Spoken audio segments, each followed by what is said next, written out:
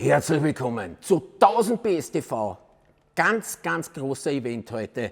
Wir betrachten die Geschichte von BMW Motorrad und haben unfassbare Ausstellungsstücke da. Unter anderem der 500 Kubik Kompressorboxer, der 1937 279 km/h gefahren ist. Ist ein Wahnsinn.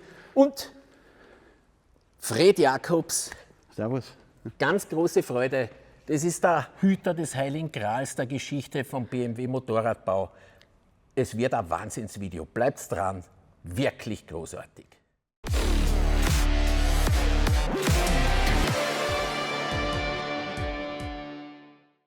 Fred, ich kenne jetzt natürlich BMW wirklich sehr lange. Ich bin 1963 auf die Welt gekommen. Mein Vater ist schon mit einer dienstbayerischen, das war schon da, ist gekommen. Ich glaube, es war ein 60er BMW, R60-2 wahrscheinlich. Aber die Geschichte geht natürlich viel weiter zurück. Und ich habe mich jetzt natürlich schon ein bisschen gebildet im Laufe der Zeit. Aber viel mehr als wie das BMW war auch noch für sich ein Flugzeugbauer. Das war sie. Und dann irgendwann haben sie Motorräder gebaut. Wie war das konkret? Also fast richtig, Flugzeuge haben wir nicht gebaut.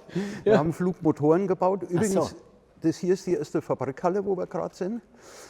Und zwar hat der Max Fitz eine Wahnsinnskonstruktion gehabt mit dem Höhenmotor. Das war damals das Problem in der dünnen Luft, dass die Motoren noch ausreichend Leistung haben. Das war ein Wahnsinnssprung im Ersten Weltkrieg, was die Technik da gemacht hat.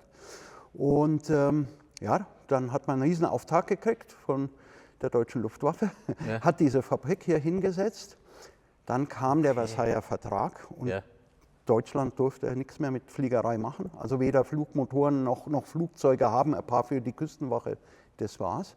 Und dann hat man erstmal geguckt, was kann man sonst so machen. Man hat dann von diesen riesen Flugmotoren LKW-Motoren gemacht, Bootsmotoren, das war nicht so besonders. Am Anfang waren es 6-Zylinder-Reihenmotoren. Echt? Das war so der Standard, das war auch so ein bisschen so Doktrin von den Militärs. Die haben halt gesagt, ein deutscher Flugmotor muss eigentlich flüssig gekühlt sein und ein Sternmotor oder bestenfalls dann später ein V-Motor.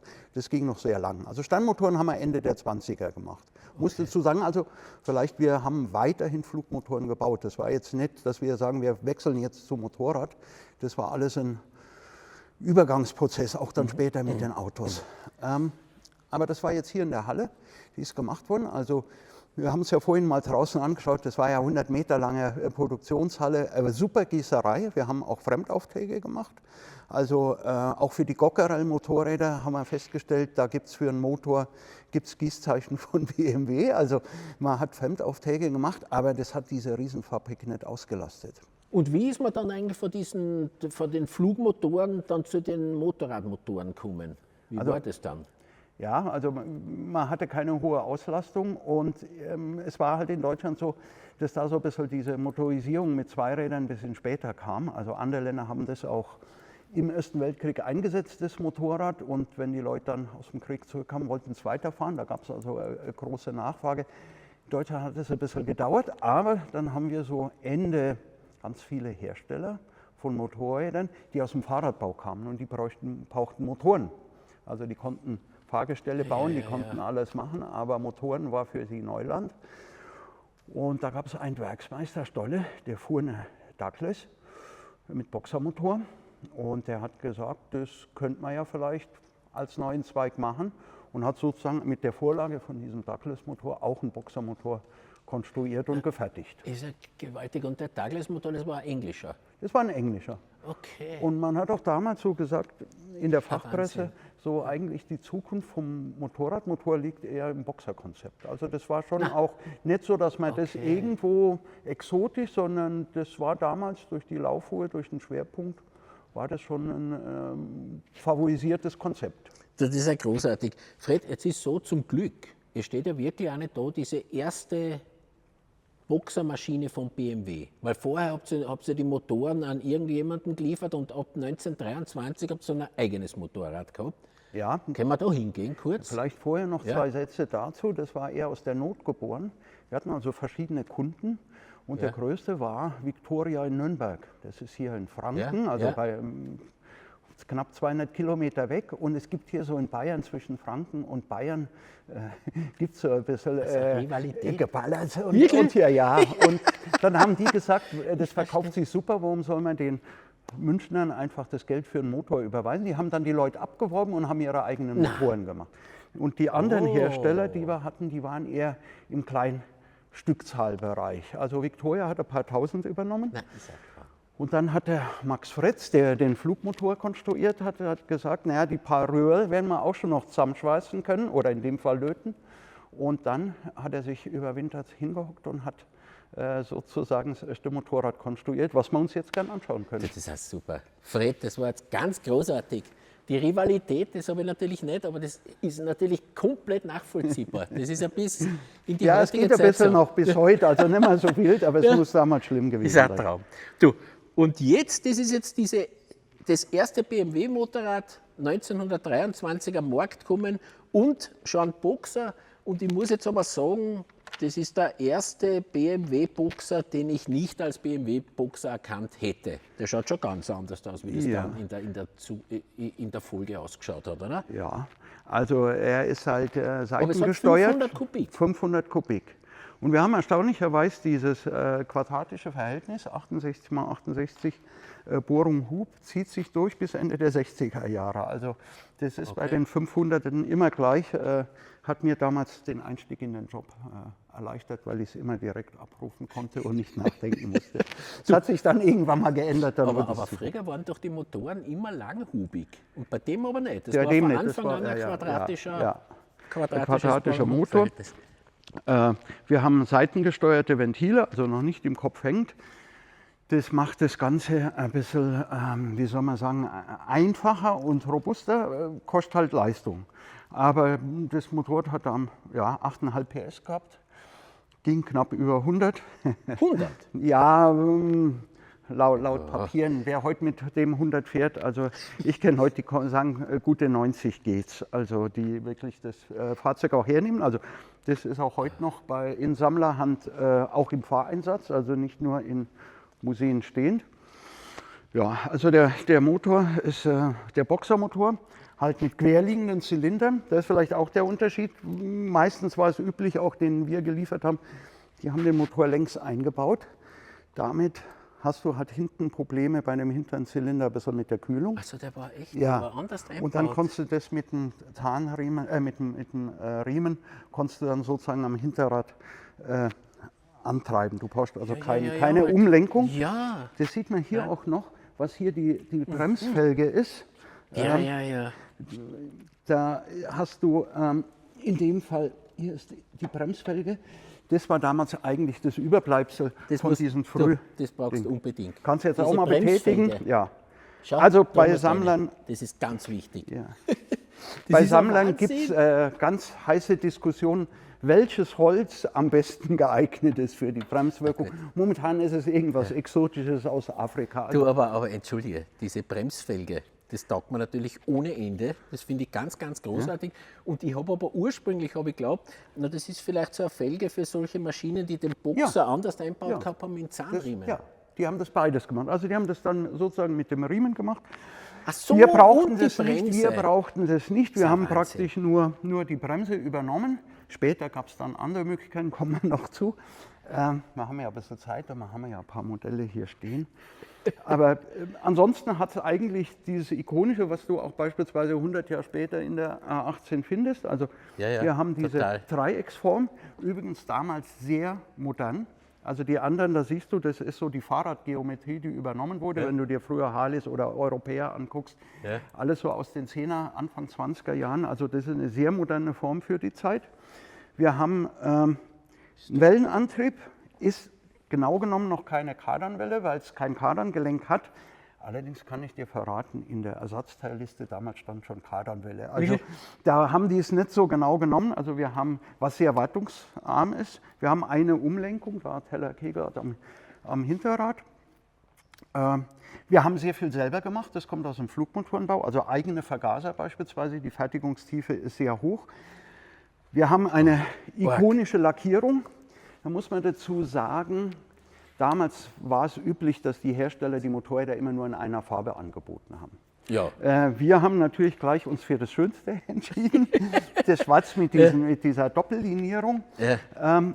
Auch wenn man sich länger damit beschäftigt, bin ich mal draufgekommen, wir haben den Namen nicht drauf, wir haben nur ein Logo befestigt. Auf den anderen steht immer ganz groß, wenn du dir mal die alten Fotos anschaust von Harley, von Indien, auch die europäischen Marken, da steht immer ganz groß der Name. Wir haben dieses Logo draufgesetzt und gesagt, das reicht. Also eine sehr dezente Geschichte. Und jetzt kommt noch das Letzte, dann bist du wieder dran. Wir haben auch noch, ist sehr modern, das heißt, wir haben elektrisches Licht, nicht die Kabitlampen. Gab es nur gegen Aufpreis, hat die Firma Bosch, das war lange Zeit unser Zulieferer, auch für die gesamte Zündung, Elektrik. Das war wahnsinnig teuer vom Aufpreis, wenn man das genommen hat, aber man wollte gleich was Gescheites, weil diese Kabitlampen bei einem Unfall, das war furchtbare Brandverletzungen und alles. So. Also das war sehr, sehr stark. Ist also sehr gefährlich zu handeln. Haben die haben nicht gescheit geleuchtet, oder? Die haben eigentlich gut geleuchtet, also die besser als die ersten, aber waren sehr furchtbar. Wir haben hier auch so die Komplettausstattung mit einem Tacho dran. Wir haben zwei Leuchten, also das war alles damals gegen Aufpreis, das heißt, man konnte es sich auch sagen. Und jetzt kommt es, wenn wir über das neue Wort Premium sprechen, genauso war das positioniert, mit diesem ganzen Aufwand, war das eigentlich so in der Komplettausstattung das teuerste Motorrad auf dem deutschen Markt. Und wir hatten schon Importe aus England, aus USA, also die haben schon nach Deutschland exportiert und die hatten teilweise doppelte Leistung, doppelten Hubraum oder noch mehr. Ja. Und das war aber so ein Statement, wir steigen gleich groß ein. Das ist aber ein mutiger Schritt gewesen. Das kommt vielleicht jetzt wieder von der Flugmotoren-Vergangenheit. Man darf nicht vergessen, wir bringen diesen ersten Motor, also das erste Produkt mit dem BMW-Logo, was wir hier haben, das ist ein Flugmotor, der kommt 1917 und 2 Jahre später macht man einen Höhenweltrekord. Fliegt knapp 10.000 Meter hoch. Also man hat einen gewissen Anspruch, das ist schon so ein bisschen in der DNA, messen mit den Besten und nicht mit den Besten aus München oder Deutschland, sondern wir gucken, was draußen ist. Da kommen wir auch später, glaube ich, noch bei so ein paar Motorsportgeschichten. Fred, jetzt muss ich aber, was ich eigentlich nicht erwartet habe, 1923 ist, wir haben dort schon so eine Art gefederte Gabel, das sind Blattfedern, aber es ist gefedert. Es ist gefedert. Also vorne ist gefedert, das war jetzt nicht die ganz große Innovation, das gab es schon. Ist sehr aufwendig gemacht mit einer geschobenen Kurzschwinge auch dann davon. Hier sehen wir übrigens den Antrieb vom Tachometer. Ja, das ist Wahnsinn. Und das ist aber alles technisch wahnsinnig schön gelöst, wirklich schön gemacht. Und diese Hebeln da, diese verschiedenen, ich habe ja aus meiner Jugend, kenne ja nur den Choke, aber dort, glaube ich, da gibt es ja noch, da muss man während der Fahrt die Zündung verstellen und was muss man da alles machen? Also wir haben jetzt hier keinen Gasgriff in dem Sinn, sondern, also da haben wir Zündung, Verstellung und hier die Zündung muss ich verstellen, weil ich eben keine automatische Zündung habe. Ja.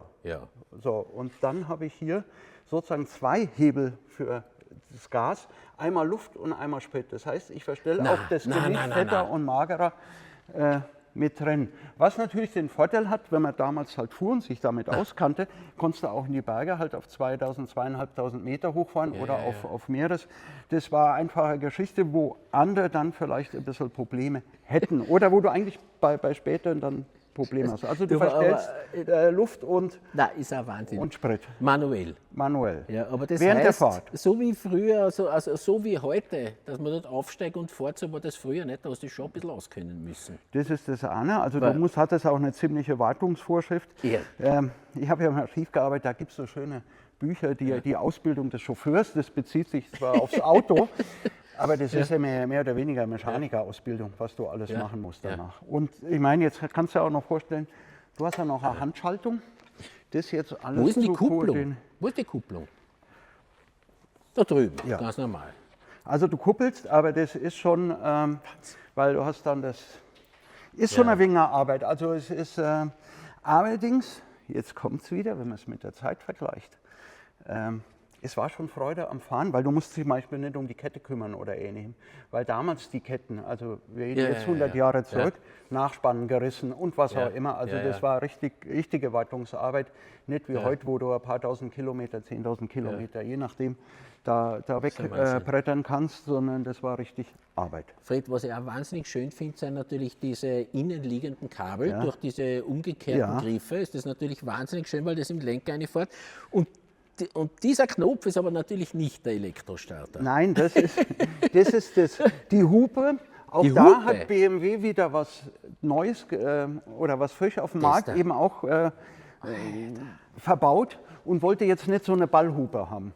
Also das wäre wiederum zu billig gewesen. Also man hat wirklich Premium, wenn man sagt, das, was qualitativ möglich ist, will ich da haben oder sollen unsere Kunden haben. Und ich meine, es hat funktioniert. Wir haben eine Stückzahl von über 3000 Exemplaren.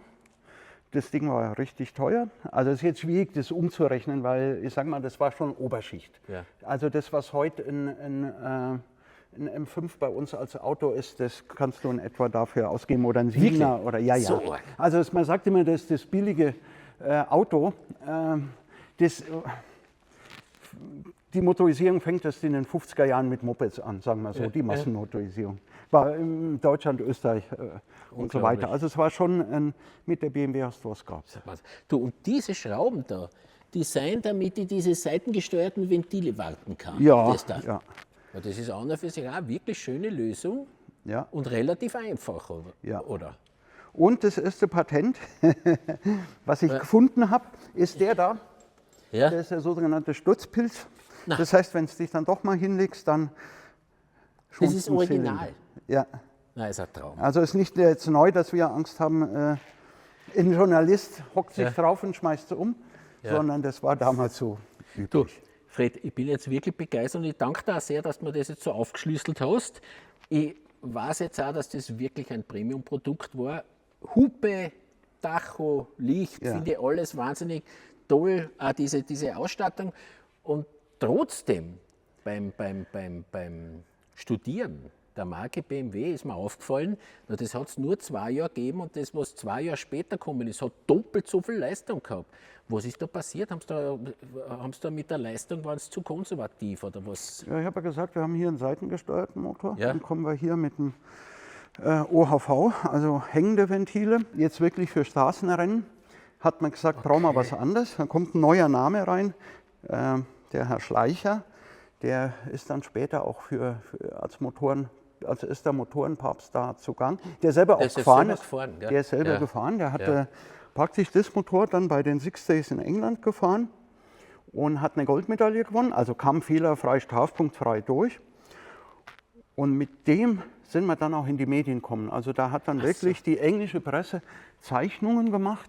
Und so das interessanteste Motorrad, eine interessante Maschine, ist wohl die deutsche BMW. Da haben sie auch so ein paar Detaillösungen. Also die haben wirklich alles daraus zitiert und gesagt, also so könnte die Zukunft vom Motorrad aussehen. Besser Traum. Und hat dann auch schon Leichtmetall, also Alu-Zylinderköpfe. Jetzt haben wir wieder den Vorteil, den wir auch später, dass wir vom Auto heute profitieren. Damals von Flugmotoren, von der Gießerei. Also wir konnten gut gießen. Wir haben alles selber gegossen, also Leichtmetallköpfe für die Zylinder. Ansonsten ist das gleiche Fahrgestell. Ja, ich habe mir gerade gedacht, wie man das angeschaut hat, das schaut wirklich sehr, sehr ähnlich aus. Es ist die gleiche Allerdings, Federung, der Motor ist auch für mich ganz klar erkennbar als BMW-Boxermotor im Gegensatz zur R32. Ja. Und das Fahrgestell und so erinnert mich aber komplett an das Urmodell. Nur, was ich jetzt immer noch nicht verstehe, wie gibt es das gleichen Hubraum und doppelte Leistung? Ja, höhere Verdichtung und alles. Also man hat der ist sehr konservativ ausgelegt. Okay. Man muss sagen, ursprünglich war der Boxer nicht nur für Motorräder gedacht, sondern das war auch ein kleiner Stationärmotor. Also damit konnte man kleinen Werkstättenantrieb und so weiter. Ach so. Erzähle dir jetzt eine Geschichte. Ja? Es gibt den allerersten Boxermotor mit der Nummer 001. Ja. Den hat ein Sammler, den gibt er auch nicht her, der hat ihn uns mal geliehen. Und dann habe ich gefragt, wo hast du den her? Und dann sagte er, der war auf dem Bauernhof als Stationärmotor eingesetzt für den Gülleantrieb, für die Güllepumpe. Na. Also wenn wir jetzt über Honda Güllepumpe sprechen, wir waren da schon früher. Also das heißt, der Motor war auch, der hieß Bayern Kleinmotor und war für Fahrzeuge und für kleine gewerbliche Anwendungen. Na, ist ja unglaublich. Weißt du, ich habe das wirklich schon oft gehört. Ja. Bei Motorguzzi sagen sie immer, na, das ist ja ein Motor für die Güllepumpe oder irgendwas. Ich habe das immer für so ein bisschen einen abfälligen Scherz gehalten, aber es ist die Realität. Ja, also er hat, ist ein also der Älteste, der ist wohl nicht an Bauern ausgeliefert worden, er hat den wohl dann aus dem Motorrad ausgebaut und dann landwirtschaftlich genutzt und der Sammler hat dann irgendwie erfahren und wie gesagt, ich wollte ihn eigentlich damals für die Sammlung kaufen, aber er hat gesagt, das Schmuckstück gebe ich nicht her. Aber er hat ihn uns geliehen, als wir den A18-Boxer vorgestellt haben. Du, Fred, jetzt zu der Maschine jetzt noch. Ich sehe, ich muss immer noch selber Benzin- und Luftgemisch anrichten oder abstimmen. Und ich vermute aber, nachdem das doppelt so viel Leistung hat wie der Vorgänger, wird das auch im Verkauf irgendwie stärker gewesen sein. Im Gegenteil. Na. Also das war dann richtig teuer, das war wirklich die Rennmaschine. Man ist damit auch deutscher Meister geworden in der 500 Kubikzentimeter Klasse. Also das war jetzt wirklich unser erste Doppel-A, wenn du das nimmst. Allerdings preislich jenseits von Gut und Böse für die damalige Zeit. Es waren wirklich Sportfahrer, die es genommen haben. Wie ich gesagt habe, der Schleicher hat im Gelände damit was gerissen.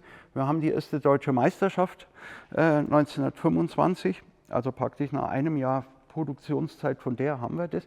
Das wird parallel angeboten. Das haben wir später noch eigentlich die ganze Zeit bis Kriegsende, dass wir immer Tourenmodelle haben und wir haben Sportmodelle. Und die Sportmodelle sind eigentlich Brandshaper. Heute wird man es die Marketingkollegen sagen. Ja. Das war wirklich, damit gewinnst du, damit nimmst du diesen goldenen Stern da in England, dass du in Pucklands mit 100 Meilen Stunde umeinander kurvst und so weiter. Damit kannst du, was an, wo du jetzt stehst, ungarische Meisterschaft und so weiter. Also wir haben da ganz viele Sachen, die dann wirklich im Motorsport auf hohem, zumindest auf nationalem Niveau erfolgreich waren, also und das Potenzial hatten. Also das waren, wenn man hier 3090 waren es gebaut hat, sind wir hier bei 152. Na. Was natürlich dazu führt, dass 152? Ja, was heute dazu führt, dass das natürlich total selten ist und das böse Buben aus dem Fahrgestell von der, was mittlerweile auch nachgefertigt wird, sowas bauen. Also ich würde sagen, es gibt vielleicht 3, 4 Originale. Na.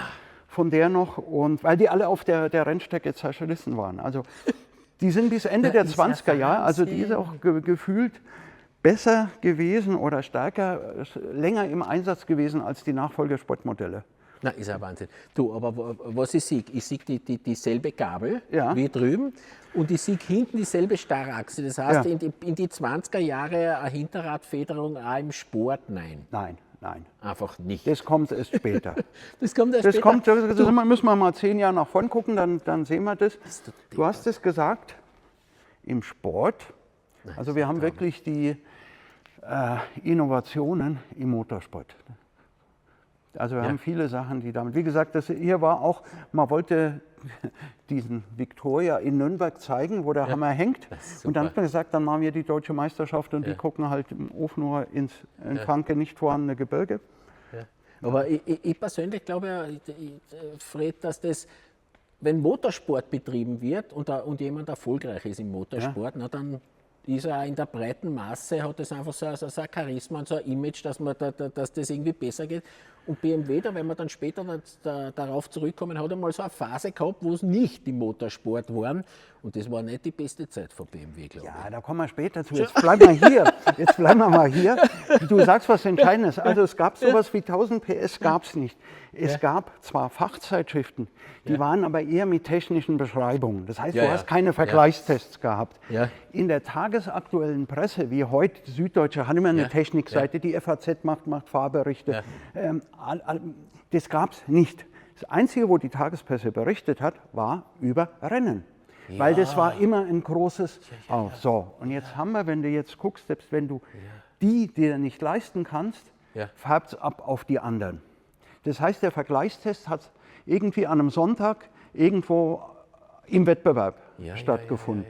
Und das war im Endeffekt die einzige Möglichkeit, jetzt groß sozusagen überregional Bekanntheit zu kriegen. Klar kannst du überall nochmal Anzeigen schalten und so weiter, aber damit und diese gesamte Werbung in den 20er Jahren bis in die 30er, nicht nur von BMW, es war fast ausschließlich Motorsporterfolge.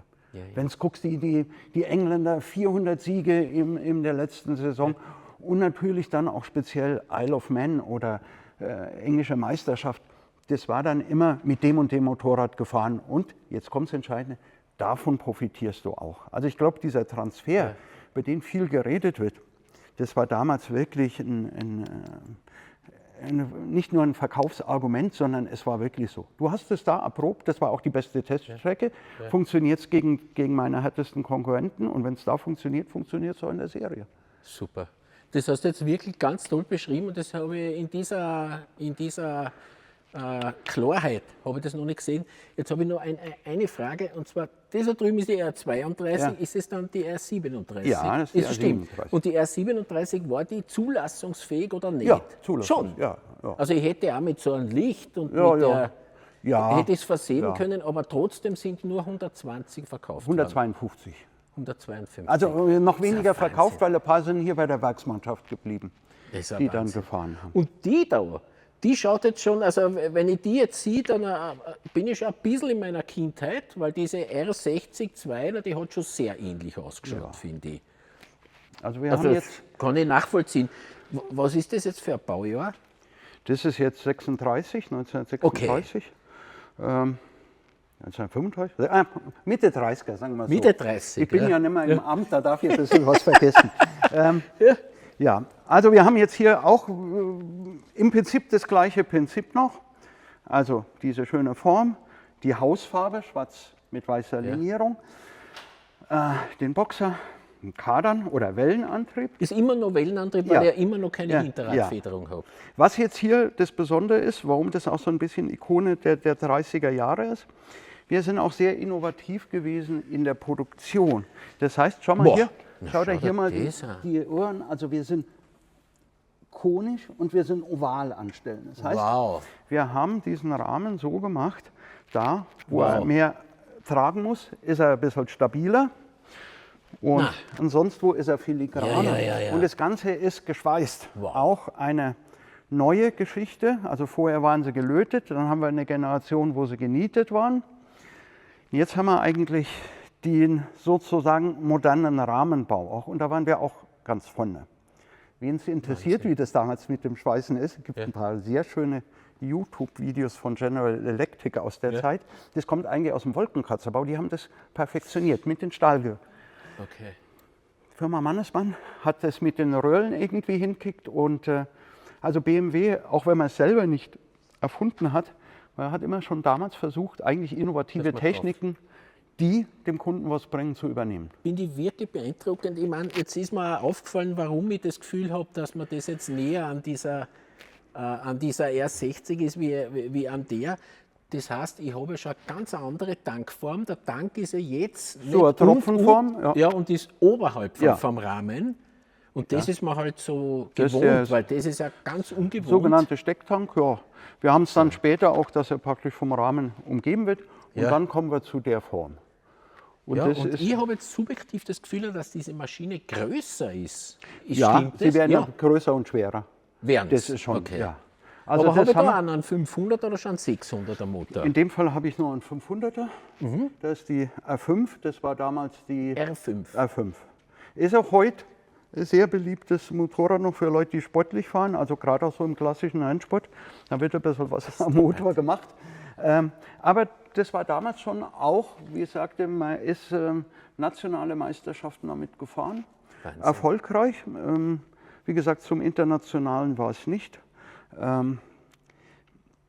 Sozusagen damals auch, wenn du dir jetzt anschaust, das ist ja wirklich, du hockst dich drauf und du fährst damit Sport. Magst du mal draufsetzen? Ja, bitte. Wow. Das ist ja ein Traum. Ja. Wow. Du, aber Fred, da bin ich jetzt. Schau, da habe ich jetzt nur mehr einen Hebel. Nein, da bist du jetzt schon in anderen, du hast schon eine Gasgriff. Ja. Wann ist Also der der kommt Ende der 20er Jahre. Der Gasgriff. Ja. Wir haben jetzt hier auch... Und das ist ein Joke, oder was ist das? Ja, das ist Licht. Licht? Ja. Wir haben... und hier haben wir Zündung. Du siehst? Also spät. Spät da und ist früh. Ein Traum. Ja. Ich habe nur zwei Sachen, das ist ganz wichtig. Da ist ein Lenkungsdämpfer, den habe ich bei den anderen noch nicht gehabt. Und das da, ist es eine verstellbare Gabel? Ja. Na. Jetzt kommt das Entscheidende, auch wieder um Innovation. Bist Wir du haben im deppert. Serienbau die erste hydraulisch gedämpfte Telegabel. Das ist beim Vorgängermodell schon sozusagen nochmal gemacht worden. Aber ab hier kann man sagen, haben wir die Form, wie wir es kennen, mit der hydraulisch gedämpften Telegabel. Also eigentlich das, was du heute an jedem Motorrad, was du heute an fast die 95% der Zweiräder hast, ist eine BMW-Erfindung. Gab damals auch so nach dem Krieg Unmengen von Patentstreitigkeiten. Hat damals auch ein bisschen geholfen, dass das Unternehmen über Wasser bleibt. Weil das ist einfach für die damalige Zeit, damalige Straßenverhältnis mit das Beste. Du, und was stelle ich da in die Vorspannung? Oder das ist ja irr. Das ist ganz wichtig. Also von weich auf hart, ne? Ja, weich auf hart. Ja. Und das natürlich noch deutsch angeschrieben. Spät, früh, das ist ein Traum. Das ist wirklich ein Traum. Man muss dazu sagen, wir haben damals schon sehr stark auf den deutschsprachigen Markt. Wir haben Exporte, gerade zum Beispiel die R37 hier, die haben wir schon nach den USA. Es gab schon einen Empfänger in San Francisco. Das waren aber nur Einzelpakete, die gelesen haben. Jetzt kommen wir wieder, Werbung durch den Motorsport. Das ist scheinbar ein gescheites Motorrad. Beim Rennfahrer liegt es ja nie an den fahrerischen Fähigkeiten, es ist ja immer die Maschine. Das heißt, die haben die dann sich erworben, aber so der Schwerpunkt war Deutschland, Österreich, Schweiz, weil die anderen Länder hatten ja auch starke, Italien, insbesondere England. Es gingen auch zum Beispiel, hier ist ein englisches Nummerntafel drauf, die ging nach England. Also die war auf der Motorradshow, ein Ausstellungsstück, ist verblieben und fährt sozusagen heute noch. Fred, da ist jetzt leider ein Teil drauf, wo ich mich outen muss, dass ich keine Ahnung habe, was Sagen wir das mal, ist. dass ich Ahnung habe, ansonsten habe ich noch was irgendwo... ist das? So, wir haben hier das erste Mal eine Fußschaltung. Auf der anderen Seite... Ja? So. Übrigens eine Erfindung aus dem Motorsport. Nicht von BMW, das haben die Engländer erfunden. Da ging es darum, wenn du hochschaltest, dass er nicht durchhaltet. Also diesen Mechanismus, den Latschen-Mechanismus, dass du wirklich immer nur einen Gang hast. Den haben wir gehabt. Jetzt haben wir hier im Getriebe noch früher den Handschalthebel gehabt. Und angeblich hatten die Leute Bedenken, dass sie einen Leerlauf finden an der Ampel und was auch immer. Das ist sozusagen ein Hilfsschalthebel. Also du hast zwei Möglichkeiten zu schalten. Na, das ist ein Traum. Ja. Das ist aber ganz super. Das heißt, wie immer, es kommt was Neues und die Leute haben kein Vertrauen und wollen gerne ein Backup mit dem alten System. Ja, also du hast es eigentlich mit dieser Fußschaltung, das war Velocet, das hat ein Rennmechaniker erfunden. Die haben in der Saison drauf alles weggebüstelt. Einfach weil dieses Schalten auf diesen langen, siehe Isle of Man, die langen Strecken mit wahnsinnig vielen Schaltvorgängen, Targa-Florio, was auch immer, da bist du ja nur am Schalten. Und da hat es einfach, du hältst die Hände halt dran. Und von daher, das gibt es noch bis in die 50er Jahre, wo man dann gesagt hat, es gibt vielleicht ein paar Kriegsversehrte. Spricht man. Ich weiß nicht, ob es wirklich so war. Ich habe die Zeit auch nicht erlebt. Wir sind fast gleiches Baujahr. Ja. Aber da hast du jetzt sozusagen auch, sind wir mittlerweile bei weniger in der Fertigungstiefe, eben die Vergaser, man nimmt es von Spezialisten. In dem Fall haben wir eine Zwei-Vergaser-Version und so. Wie gesagt, bei den frühen haben wir das alles noch selber gemacht. Freddy, ich wollte jetzt wirklich nachfragen, was ist Fertigungstiefe, aber dann hast du es erklärt. Fertigungstiefe ist, dass man sehr viel selber macht. Ja, also wie gesagt, bei der 32 wahnsinnig viel. Und jetzt geht man dann hin und sagt auch, okay, das sind jetzt Spezialisten, warum soll ich mir da nicht das Know-how einkaufen, bevor ich mich jetzt da verzettel? Ja, du, das muss man vielleicht noch erklären, das ist der offene Ansaugstutzen, oder was? Ja, wirklich? Das ist dann sozusagen der Ohrwaschelvergaser, also da ist ein Sieb drauf. Aber das ist für die doppelten, eben die Zwei-Vergaser-Version. Da komme ich auch jetzt auf 24 PS mit einer, es gab schon sozusagen eine Werksausgabe, die ein bisschen leistungsstärker war, wo man auch ein bisschen Gewicht gespart hat, mit Gussteilen. Da kommst du dann so auf 28 PS. Und ich weiß, heute fahren welche mit, die haben jenseits der 40 PS, an die 50 PS. Solche? Bei Classic-Rennen, ja. Boah. Aber natürlich mit anderen Materialien, ich meine, du hast noch Kalkdichtungen und so weiter. Also irgendwann kommen auch die Materialien an ihre Belastungsgrenzen. Ja, dort habe ich sogar gesehen. Und das kannst du heute halt mal, und das kannst du halt heute natürlich auch alles ein bisschen besser machen. Ja. Das auch, gell? Das ist auch Kalkdichtung. Ja. Boah. Ja. Na? Wir haben auch hier jetzt im Vergleich zu den zum Beispiel Zündkerzenstecker. Ja, habe ich gesehen. Ich konnte es leider im Patentamt nicht nachverfolgen. Angeblich hat der Ernst Henne den erfunden. Den Zündkerzenstecker? Ja, weil es halt einfach auf den Stecken, du hast halt hier offen mit Regen und so weiter, ist immer ein bisschen problematisch. Und ich weiß, es gibt er hat mal einen Bericht geschrieben, weil er die Zündkerzen gewechselt hat während des Rennens, und die halt teuer waren, richtig teuer, und er jetzt ein sparsamer Mensch war, hat er die ins Hosentasche. Und da gab es dann Probleme mit dem Bereich neben der Familienplanung, dass es ein bisschen arg heiß wurde. Das ist ein Wahnsinn. Und wie gesagt, was man dann macht, wenn es halt nicht hilft, dann macht man es halt selber, ne?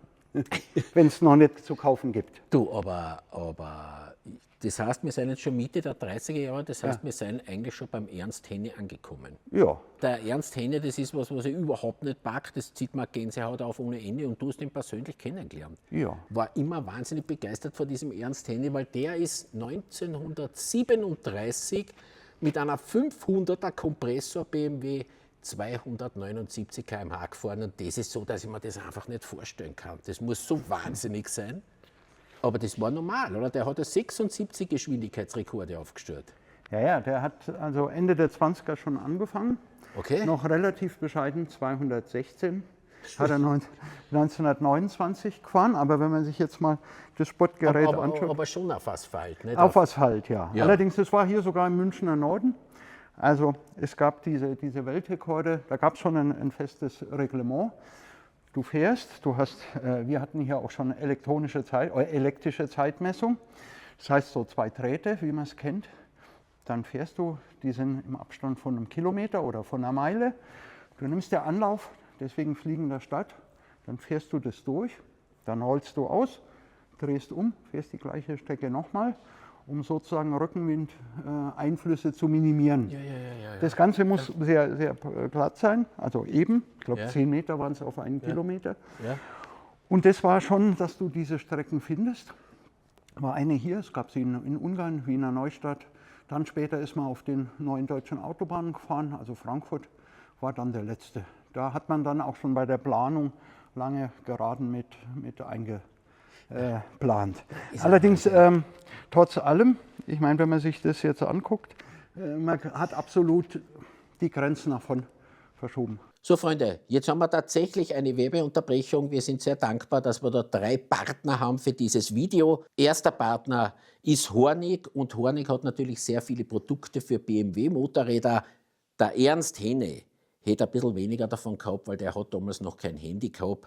Aber unser einer sehr viel mit Handy unterwegs, und wer regelmäßig mit dem Motorrad unterwegs ist, der kennt es. Das Handy soll navigieren, Musik liefern, und erreichbar soll man im Zweifel auch noch bleiben. Da ist natürlich ungut, wenn es nach einer Stunde in der Sonne eher als Handwärmer durchgeht als als Smartphone.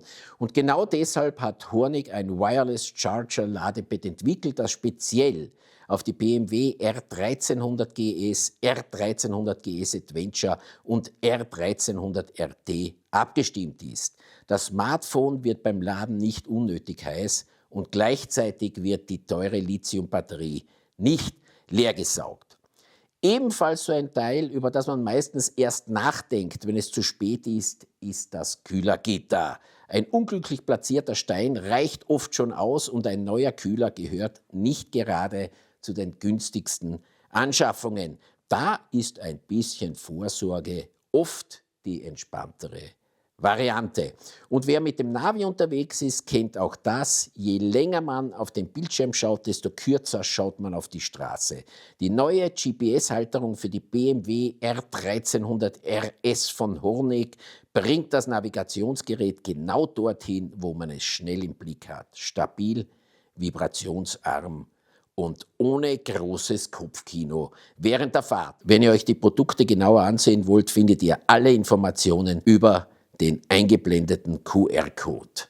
Und jetzt geht's weiter mit dem Video. Der Helmut Dähne, den hatte ich mal befragt zum 100. Geburtstag von Ernst Tenner, ob er da ein paar Worte sagen will. Dann sagt er, was der damals gefahren ist, das ist so ja wie wenn ich heute 600 fahre.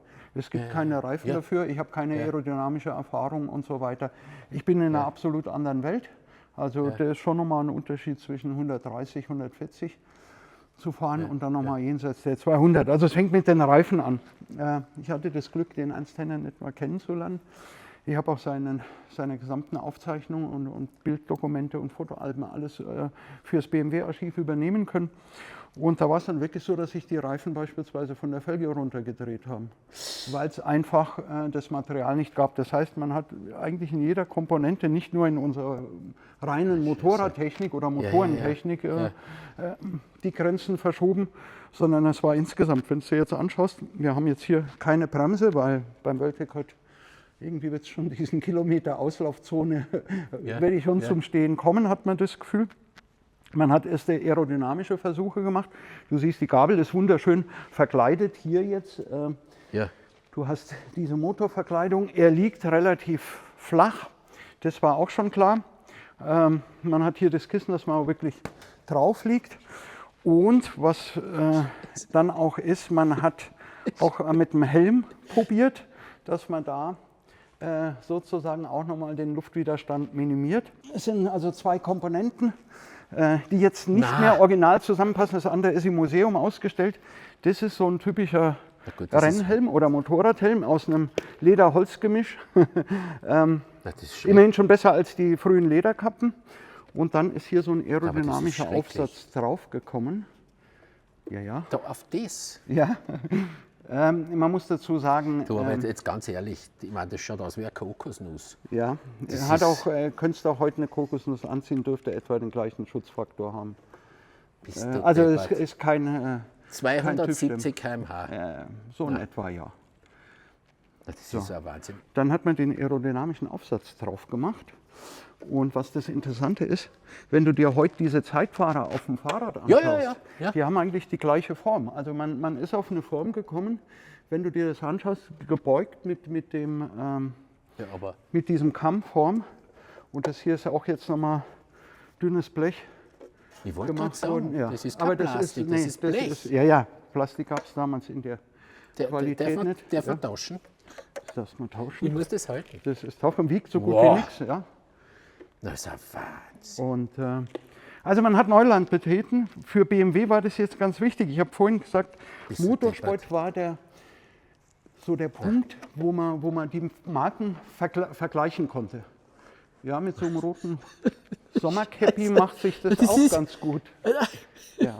Aber es bleibt schon hier. Die Kollegen vom Archiv und Museum haben ein Auge drauf. Ich muss das nochmal. Also vielleicht ganz kurz nochmal den Punkt. Das sagt aber, das ist unpackbar. Das gibt's nicht. Also schon allein, wenn zu mir jemand sagt, du musst jetzt das aufsetzen als Helm, habe ich wahnsinnige Angst. Ja. Weil das ist irre. Das ist wirklich irre. habe ja eben gesagt, wir haben den Motorsport als Werbe. Ja. So, jetzt wirbt jeder plötzlich 400 Siege, 250 Siege. Ist ja nichts vergleichbar. Und dann kam er auf die Idee mit dem Weltrekord und hat gesagt, der Weltrekord, der ist eigentlich überall gleich. Da gibt's also schnellstes Motorrad der Welt, das ist eine Aussage. Ja. Und die hat man dann auch später verwendet. Also über viele Jahre. Ab und an wurde er inzwischen mal kurzzeitig weggeschnappt, der Weltrekord. Also gab es einen Engländer und einen Italiener.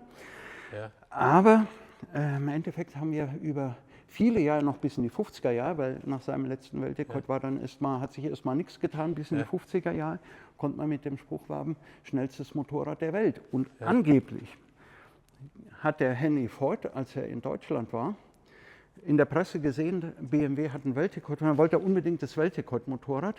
Hat man ihm nicht gegeben, aber man hat ihm ein Sportmodell 57er, die 63 gegeben für furchtbar viel Geld, die auch recht schnell war. Und da sieht man aber diese Werbewirksamkeit eben von diesen Weltrekorden. Also es war immer hinten dann beim Vermischten so exotische Nachrichten aus aller Welt. Wo man dann sagt, und natürlich sah der auch auf dem und später auf den vollverkleideten wahnsinnig futuristisch aus. Das ist wirklich verrückt. Ja, genau. Und das, was wir da jetzt sehen, das ist 250 gegangen und das vollverkleidete mit der Aluminiumverkleidung ist dann 279 gegangen. Also 280 und 278 irgendwas. 279,5 war dann der Mix. Also man könnte sagen, 280 ist er gefahren. Fred, was mir noch irrsinnig, also wie gesagt, ich war vor diesem Ernst Henne, war ich wirklich begeistert, weil man dachte, was muss das für ein Orga-Typ gewesen sein, dass man sowas macht. Und ich habe dann also ein bisschen diese Biografie nachgelesen, der war ja ganz normal, das war ein Waisenkind. Und was ich auch, der hat dann gearbeitet auf irgendeinem Bauernhof, bis er das Geld gespart hat für eine Mechanikerlehre. Also früher, wenn du eine Lehre gemacht hast, hast du mit einem Geld hinkommen, dass du ausgebildet worden bist. Und das hat er alles geschafft, der Typ.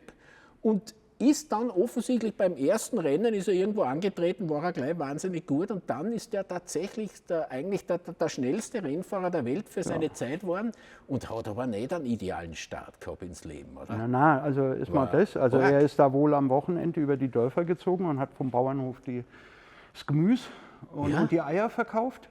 Das Geld hat er auf Seite gelegt und dann hat er Lehre gemacht. Da ist er dann mit einem Arbeitskollegen nach Mühldorf gefahren, da war ein Rennen. Der Arbeitskollege hatte Megola gehabt. Also das war die Münstern-Motor? Ja. Ich kann es nicht mehr genau, als ich ihn gefragt habe, das wusste er jetzt nicht mehr, ob es ein Kundenmotorrad war, wo es da einfach Probe hat. Er hat gesagt, probier's, dann ist er gleich Dritter geworden. Und dann hat er sich später hier in München selbstständig gemacht und da war nebenan eine kleine Motorradfabrik. Astra hieß die. Die haben ein Motorrad gegeben, da ist er in Monza in Stadtgang. Da saßen die BMW-Verantwortlichen im Publikum, weil auch BMW-Werksfahrer gefahren sind. Dann hat er einen Vertrag gekriegt. Dann ist er Straßenmeister geworden. Er war im Gelände sehr erfolgreich. Also der war jetzt nicht nur der Geradeausjackel, wie die anderen Rennfahrer ihn beschimpft haben, sondern da war schon auch Neid dabei, muss man sagen. Aber er war im Gelände, er war auf der Straße gut. Und dann hat er sich das zugetraut und damit ist er halt weltberühmt geworden. Also der war auch ein richtiger Superstar noch in den 50ern. Ich habe seine Fotoalben, da waren Caracciola, die Rennfahrer, da waren die deutschen Fußballnationalmannschaft als die 54 Weltmeister. Also als er schon längst inaktiv war, hat er immer noch diesen Ruf gehabt oder man kann sagen, war ein Superstar. Ja. Und ich meine, der hat wirklich viel riskiert, wirklich ein gefährliches Leben geführt, aber der ist über 100 geworden, glaube ich. Ja, 101. Ich war auf dem 100. Geburtstag und jetzt kann man sagen, Rennfahrer sterben früh oder werden alt. Also als er um 10:30 mit seiner zweiten Frau dann noch das Tanzbein geschwungen hat, dann war dann doch auch die Überraschung, mit 100 war die Überraschung dann doch sehr, sehr groß. Also er war lang fit, war auch noch lang der Marke verbunden, also bei der G-S. Da gibt es Pressefotos von uns, da war er dann auch schon 80, wo er noch das Gelände gefahren ist. Also wo er nicht nur jetzt Straße gefahren ist, sondern gibt es Aufnahmen im Wald, also über die Äste drüber. Das ist wirklich irre. Du Fred, ich habe dich vorher schon gefragt, ich darf da jetzt kurz drauf sitzen. Warte mal, ich bringe das mal weg und dann helfe ich. Ich schwinge einmal das Bein drüber. Ja.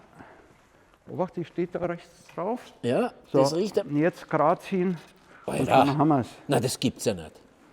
So, jetzt noch flacher hinlegen. Na, Alter. Nein, das ist und Wahnsinn. Dann 250. Na, warte, wo ist denn der Fußrasten? Da. Ganz hinten, ja. Na, und da. Na, schrecklich. Du siehst auch nicht viel, ne? Na, nichts, nichts. Du siehst im Endeffekt Na, die ist ein 15 Zentimeter Straße vor dem Ein Vorderrad. Wahnsinn. Andererseits, ich meine, was bei dem Lenker halt göttlich ist, ist die Ellbogenhaltung. Die ist automatisch anliegend, aber sehen tue nichts. Ja. Nichts. Bis deppert. Und dann hätte ich jetzt noch diesen Holztopf auf die Kokosnuss. Ja. Und wie gesagt, über die Bremse brauchst du dich nicht groß auslassen. Du, das ist wirklich ernst. Das ist ernst. Und das ist gefahren 250. Ja, also in der müssen wir genau reinschauen. Das ist sozusagen mit die letzte Ausbaustufe. Da haben wir dann auch 750 Kubik. Ah ja, genau, das ist die 57er. Ja. Aber um vielleicht jetzt nochmal auf was zu kommen, das zieht sich durch. Wir haben eine sehr große Seriennähe. Das heißt, wir haben immer das gleiche Prinzip. Wir bleiben bei einem Boxer, wir bleiben bei der Welle oder bei der Kardanwelle. Wir gehen also nicht hin und bauen spezielle Rennprototypen, die mit der Serie nichts zu tun haben.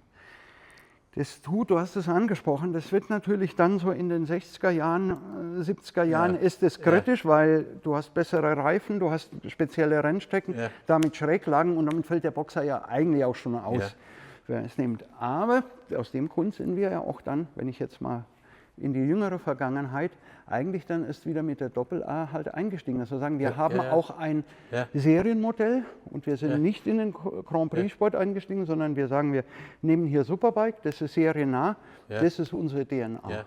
Die haben wir also hier. Man sieht es vielleicht noch, wenn wir jetzt mal so das nächste Moped anschauen, das hast du am Anfang schon mal angesprochen. Da haben wir jetzt den Kompressormotor, wie er dann später war, mit Königswelle, sowohl im Straßenrennsport, aber den hat dann auch der Henne in Weltrekorden gefahren. Da wurde der Ladedruck erhöht. Da kommst du dann, ist schwer zu sagen, 90 PS, was auch immer in die Richtung. Es gab man hat es damals nicht genau gemessen, aber du kommst mit einem sehr hohen Ladedruck höher. Beim Rennen waren es weniger. Also da haben wir am Anfang knapp um die 50, später nach dem Krieg in der 40er Jahre sind wir so bei 65, 68 PS. Die müssen ja längere Strecken fahren, er muss ja nur 5 Kilometer fahren. Deswegen hat man beim Ladedruck ordentlich hochgeschraubt. Aber wenn du dir jetzt anschaust, was ich eben sagte, das ist sozusagen auch wirklich vom Rennsport in die Serie. Das ist die Werksrennmaschine von 1935 und 1936 ist die R5, die wir eben gesehen haben. Und BMW hat es sogar in der Werbung so gemacht, dass der Geländefahrer, der mit dem Motorrad fuhr, da hat man an dem Bild, man hat es gezeichnet und hat ein bisschen rumretuschiert, man hat den Kompressor das Eck dunkel gemacht, hat an der Ventildeckeltaufe und dann war es ein Serienmotorrad. Also du kannst wirklich damit spielen, so nah ist es verbunden. Also wir haben einen Rahmen, den wir erst im Rennsport haben und dann in der Serie. Es gab Überlegungen, einen Kompressormotor auch für Serie zu machen, aber das wäre einfach vom Aufwand her sehr hoch. Du siehst jetzt hier auch bei den Bappeln, Goodwood Festival of Speed, Classic TT. Also BMW hat die Sachen nicht nur im Regal stehen, sondern die werden auch auf der Strecke bewegt. Fred, mir fallen jetzt zwei Sachen auf. Einerseits habe ich da drüben die 750er mit dem Kompressormotor, aber doch habe ich den 500er Kompressormotor. Erstens wirken da die Zylinder viel, viel größer von dem und zweitens war die viel, viel schneller. Die ist ja um 30 km/h schneller gewesen. Weil ich die Aufladung habe mit dem Kompressor. Also den habe ich hier und beim 750 habe ich auch einen Kompressor. Wir haben einen anderen. Also hier ist jetzt nochmal, der sitzt hier vorne, also der hier sitzt, vergleichbar ist hier auf dem Getriebe, sitzt er ein, ist ein kleinerer. Also man hat das perfektioniert. Das war eben auch eine neue Technologie. Wobei jetzt wieder, Querverbindung, wir haben die Aufladung, Erfahrung gemacht bei Flugmotoren. Das heißt, es ist kein absolutes Neuland, sondern da hat jemand gesagt, was beim Flugmotor funktioniert, warum soll das nicht da funktionieren? Man hat durch den Königswellenantrieb hat man kann man den Motor anders auslegen, als wenn ich jetzt da mit Stößelstangen umeinander tue. Also ich habe sozusagen eine Zwangssteuerung. damit. Und wie gesagt, das ist ja auch erst nach und nach gegangen. Und diese 500, ich glaube, das hat auch wieder damit zu tun, dass man sagt, wir verkaufen 500er Motorräder zu der Zeit. Da haben wir, also in der späten Zeit haben wir keine 750er mehr gehabt. Machen wir es doch seriennah, wir schaffen das auch mit den 500, den Weltrekord. Und 500 war natürlich auch die Motorsportklasse, mit denen man beispielsweise Europameisterschaft oder die internationalen Rennen oder den Isle of Man, was auch immer gefahren ist. Fred, was ich jetzt das mit der Königswelle, wie lange ist die Königswelle dann als Ventilsteuerung für den Boxer verwendet worden? Der ist noch in den 50ern im Rennsport verwendet worden, das sehen wir dann hier. Im Seitenwagensport praktisch noch bis in die 70er Jahre. Okay. Also, aber nur im Rennsport, da haben wir den Vorteil jetzt vom Boxermotor, dass der relativ flach baut. Ja. Und ich kann sozusagen die Entwicklung machen vom normalen Sitzer zum Kneeler, ohne dass er an dem Motor viel verändern muss. Also ich muss noch ein paar Sachen wegflexen, aber im Prinzip ist es der Motor. Also ist rein im Rennsport gesetzt worden. Okay. Weil er auch, jetzt kommt wieder der gewisse Aufwand, der da zu betreiben ist, wo man sagt, das kann ich vielleicht auf dem käuflichen Modell nicht darstellen, sagt man heute. Ja. Das ist super. Du, ein Detail, was ich da sehe, es ist ein Wahnsinn, ich habe da links und rechts 2 Reservezündkerzen. Ja. Warum?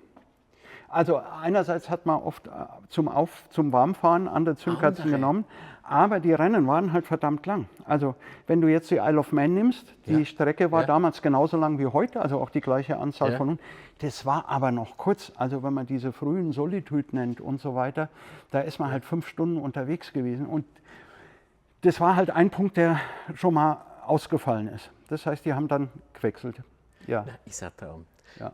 Noch ein Detail habe ich, das Rennbrötchen. Ja. Das Rennbrötchen, an und für sich schaut es aus wie ein Soziositz, aber wenn ich da richtig informiert bin, da ist man dann nach hinten gerückt, um ein aerodynamisch... Also etwa so eine Sitzposition zu haben, du hast die normale und wenn es dann auf die lange Geraden geht und du hast die flach gemacht, bist nach hinten gerutscht. Ja, das ist ein Wahnsinn. Und deswegen dann auch hier sozusagen, da sind ist kein Werkzeug drin, sondern da liegst du auch weich gefedert, dass du das zumindest ein bisschen bequem hast. Na, das ist eigentlich so der übliche Standard, sagen wir mal, Einmaschinen 30er Jahre. Wahnsinn. Du hast noch den Einzelsattel, du hast noch keine Sitzbank, wo du sagst, da kann ich mir auch ein bisschen vielleicht dann beim Flachmachen nach hinten rutschen, sondern du rutschst sozusagen aufs Ergänzungssitz. Die ist wirklich, die ist fantastisch. Da sieht man jetzt auch diesen offenen Luftfilter besser, den man da bei der R... Was war das? Bei der R37 hat man das. Nein, bei der R5. Ach so, dort hat man das ein bisschen und hier weiter hineingedreht. Hier haben wir jetzt halt einen, also zentral, weil es in eine Richtung Kompressor geht. Ja. Und du, was mir noch auffällt, ich habe jetzt diese, wie hat sie geheißen, die R5. Ja. Die habe ich auch gesehen. Da sind wir die Zylinderköpfe, zumindest die Abdeckung, so ein bisschen an. Aber das da, diese Krümmermanschette, die sehe ich jetzt da zum ersten Mal. Ja. Ist das original oder ist diese Krümmermanschette jetzt halt, nachdem die im Rennsport... Nachdem, dass wir noch Teile brauchen, damit das Ding fahrbereit wird. Ich verstehe. Also an und für sich war so eine Krümmermanschette sowas wie da. Ja. Okay. Also wir kriegen das in den 50ern dann drauf zum Anziehen. Was aber vielleicht auffällt, ist, wenn du dir das jetzt mal anguckst, dieser Boxermotor, der ist total einfach aufgebaut. Du musst immer dran denken, was mir aufgefallen ist, wenn ich früher noch in der aktiven Zeit auf Veranstaltungen war, Goodwood Festival of Speed, und dann kamen die anderen aus der Zeit. Ja. NSU auch gekommen. Ja. Die armen Kollegen von der Audi-Tradition, die mussten einstellen und da Schräubler. Hier, das ist so einfach alles gemacht, das Hinterrad ist schnell draußen, was auch immer. Also diese ganze Konstruktion ist einmal gescheit gemacht und dann funktioniert es. Dann musst du nicht mehr groß arbeiten. Also dieser Aufbau, wenn du schaust, du hast hier du hast die Zündkerzen gesehen, du hast keine Hebelchen zum Nachstellen, zum Nachregulieren. Habe ich jetzt eine größere Feuchtigkeit, keine Ahnung, habe ich eine dünnere Luft, was auch immer. Das hat einfach funktioniert. Ja. Das muss man halt sagen, das war, glaube ich, damals auch das ganz große Plus, dass wir eine einfache, hocheffiziente Lösung haben. Ja. No, und vor allem, wenn man offensichtlich auch wirklich leistungsstarke. Ja.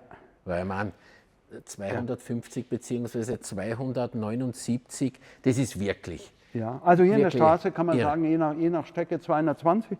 Aber zum Beispiel dem Grenzlandring gibt es einen schönen Film mit dem Schorsch Meier. Da muss man sagen, das ist ein Oval. Ja. Aber da fuhr der in den 40er Jahren einen Schnitt von 200. Also das heißt, die Sachen sind dann auch vollgasfest. Ja. Also, aber dieser Schorsch Meier, auf den wollte ich noch zurückkommen, weil der ist natürlich unfassbar gut, unfassbar viel gewonnen. Der hat ja diese TT hat er gewonnen. Ja. Dann ist leider dieser Zweite Weltkrieg gekommen und das war eigentlich das Ende von dem Schorsch Meier, weil der hat ja nirgendwo mitfahren dürfen. Das war das Orge. Ja, der ist ja nach dem Krieg, war der eigentlich schon wieder der erste deutsche Meister.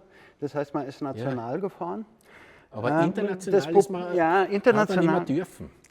Wir haben ja über Sportsgeist vorhin gesprochen. Ja. International wurde dann die aufgeladenen Motoren verboten, weil wir das halt gut konnten, die Deutschen. Also BMW, NSU habe ich ja gesagt. Also die sind dann verboten worden. Das heißt, man fuhr zunächst mal in der normalen nationalen Klasse mit Vorkriegsmaterial weiter.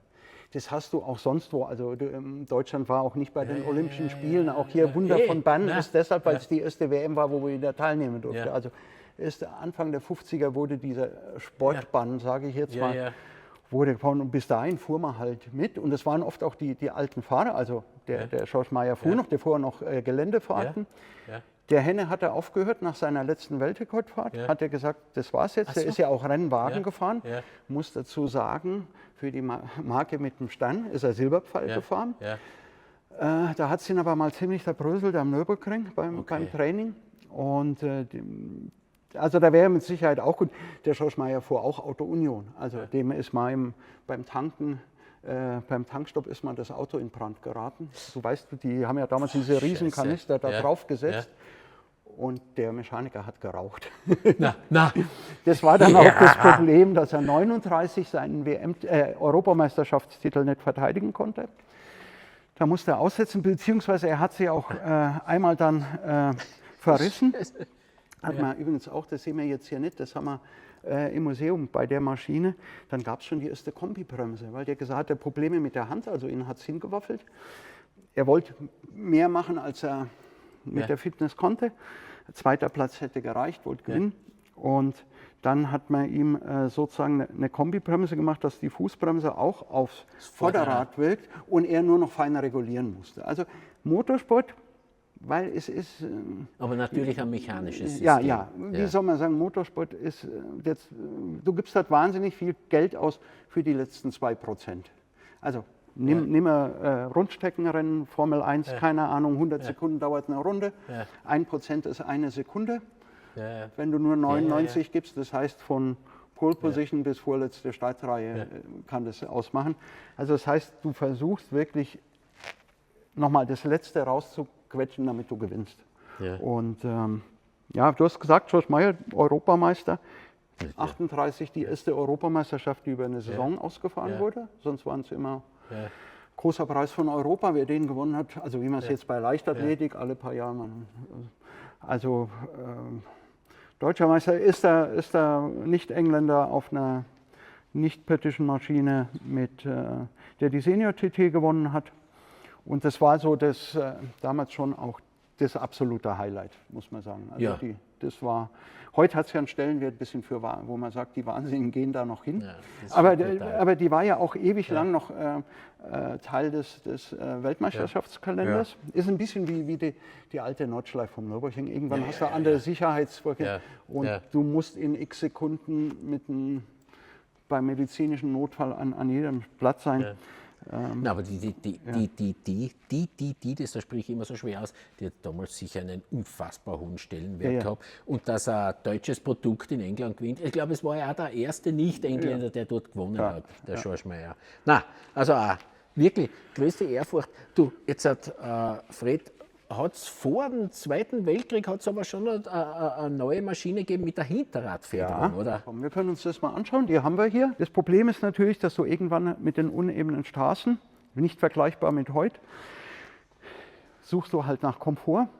Die Engländer haben angefangen mit einer Hinterradfederung, mit Norton. Und der BMW-Konstrukteur, Alexander von Falkenhausen, der später auch Formel-2-Motoren gemacht hat, der war beauftragt und er hat gesagt, ich mache mal eigene Lösung. Und er hat diese Gradweg-Hinterradfederung gehabt. Und wir haben darüber gesprochen, die Leute sind alle skeptisch. Und dann hat der Chefkonstrukteur gesagt, du hast das erfunden, du fährst das jetzt auch. Na. Und dann ist der 6-Tage-Fahrt gefahren.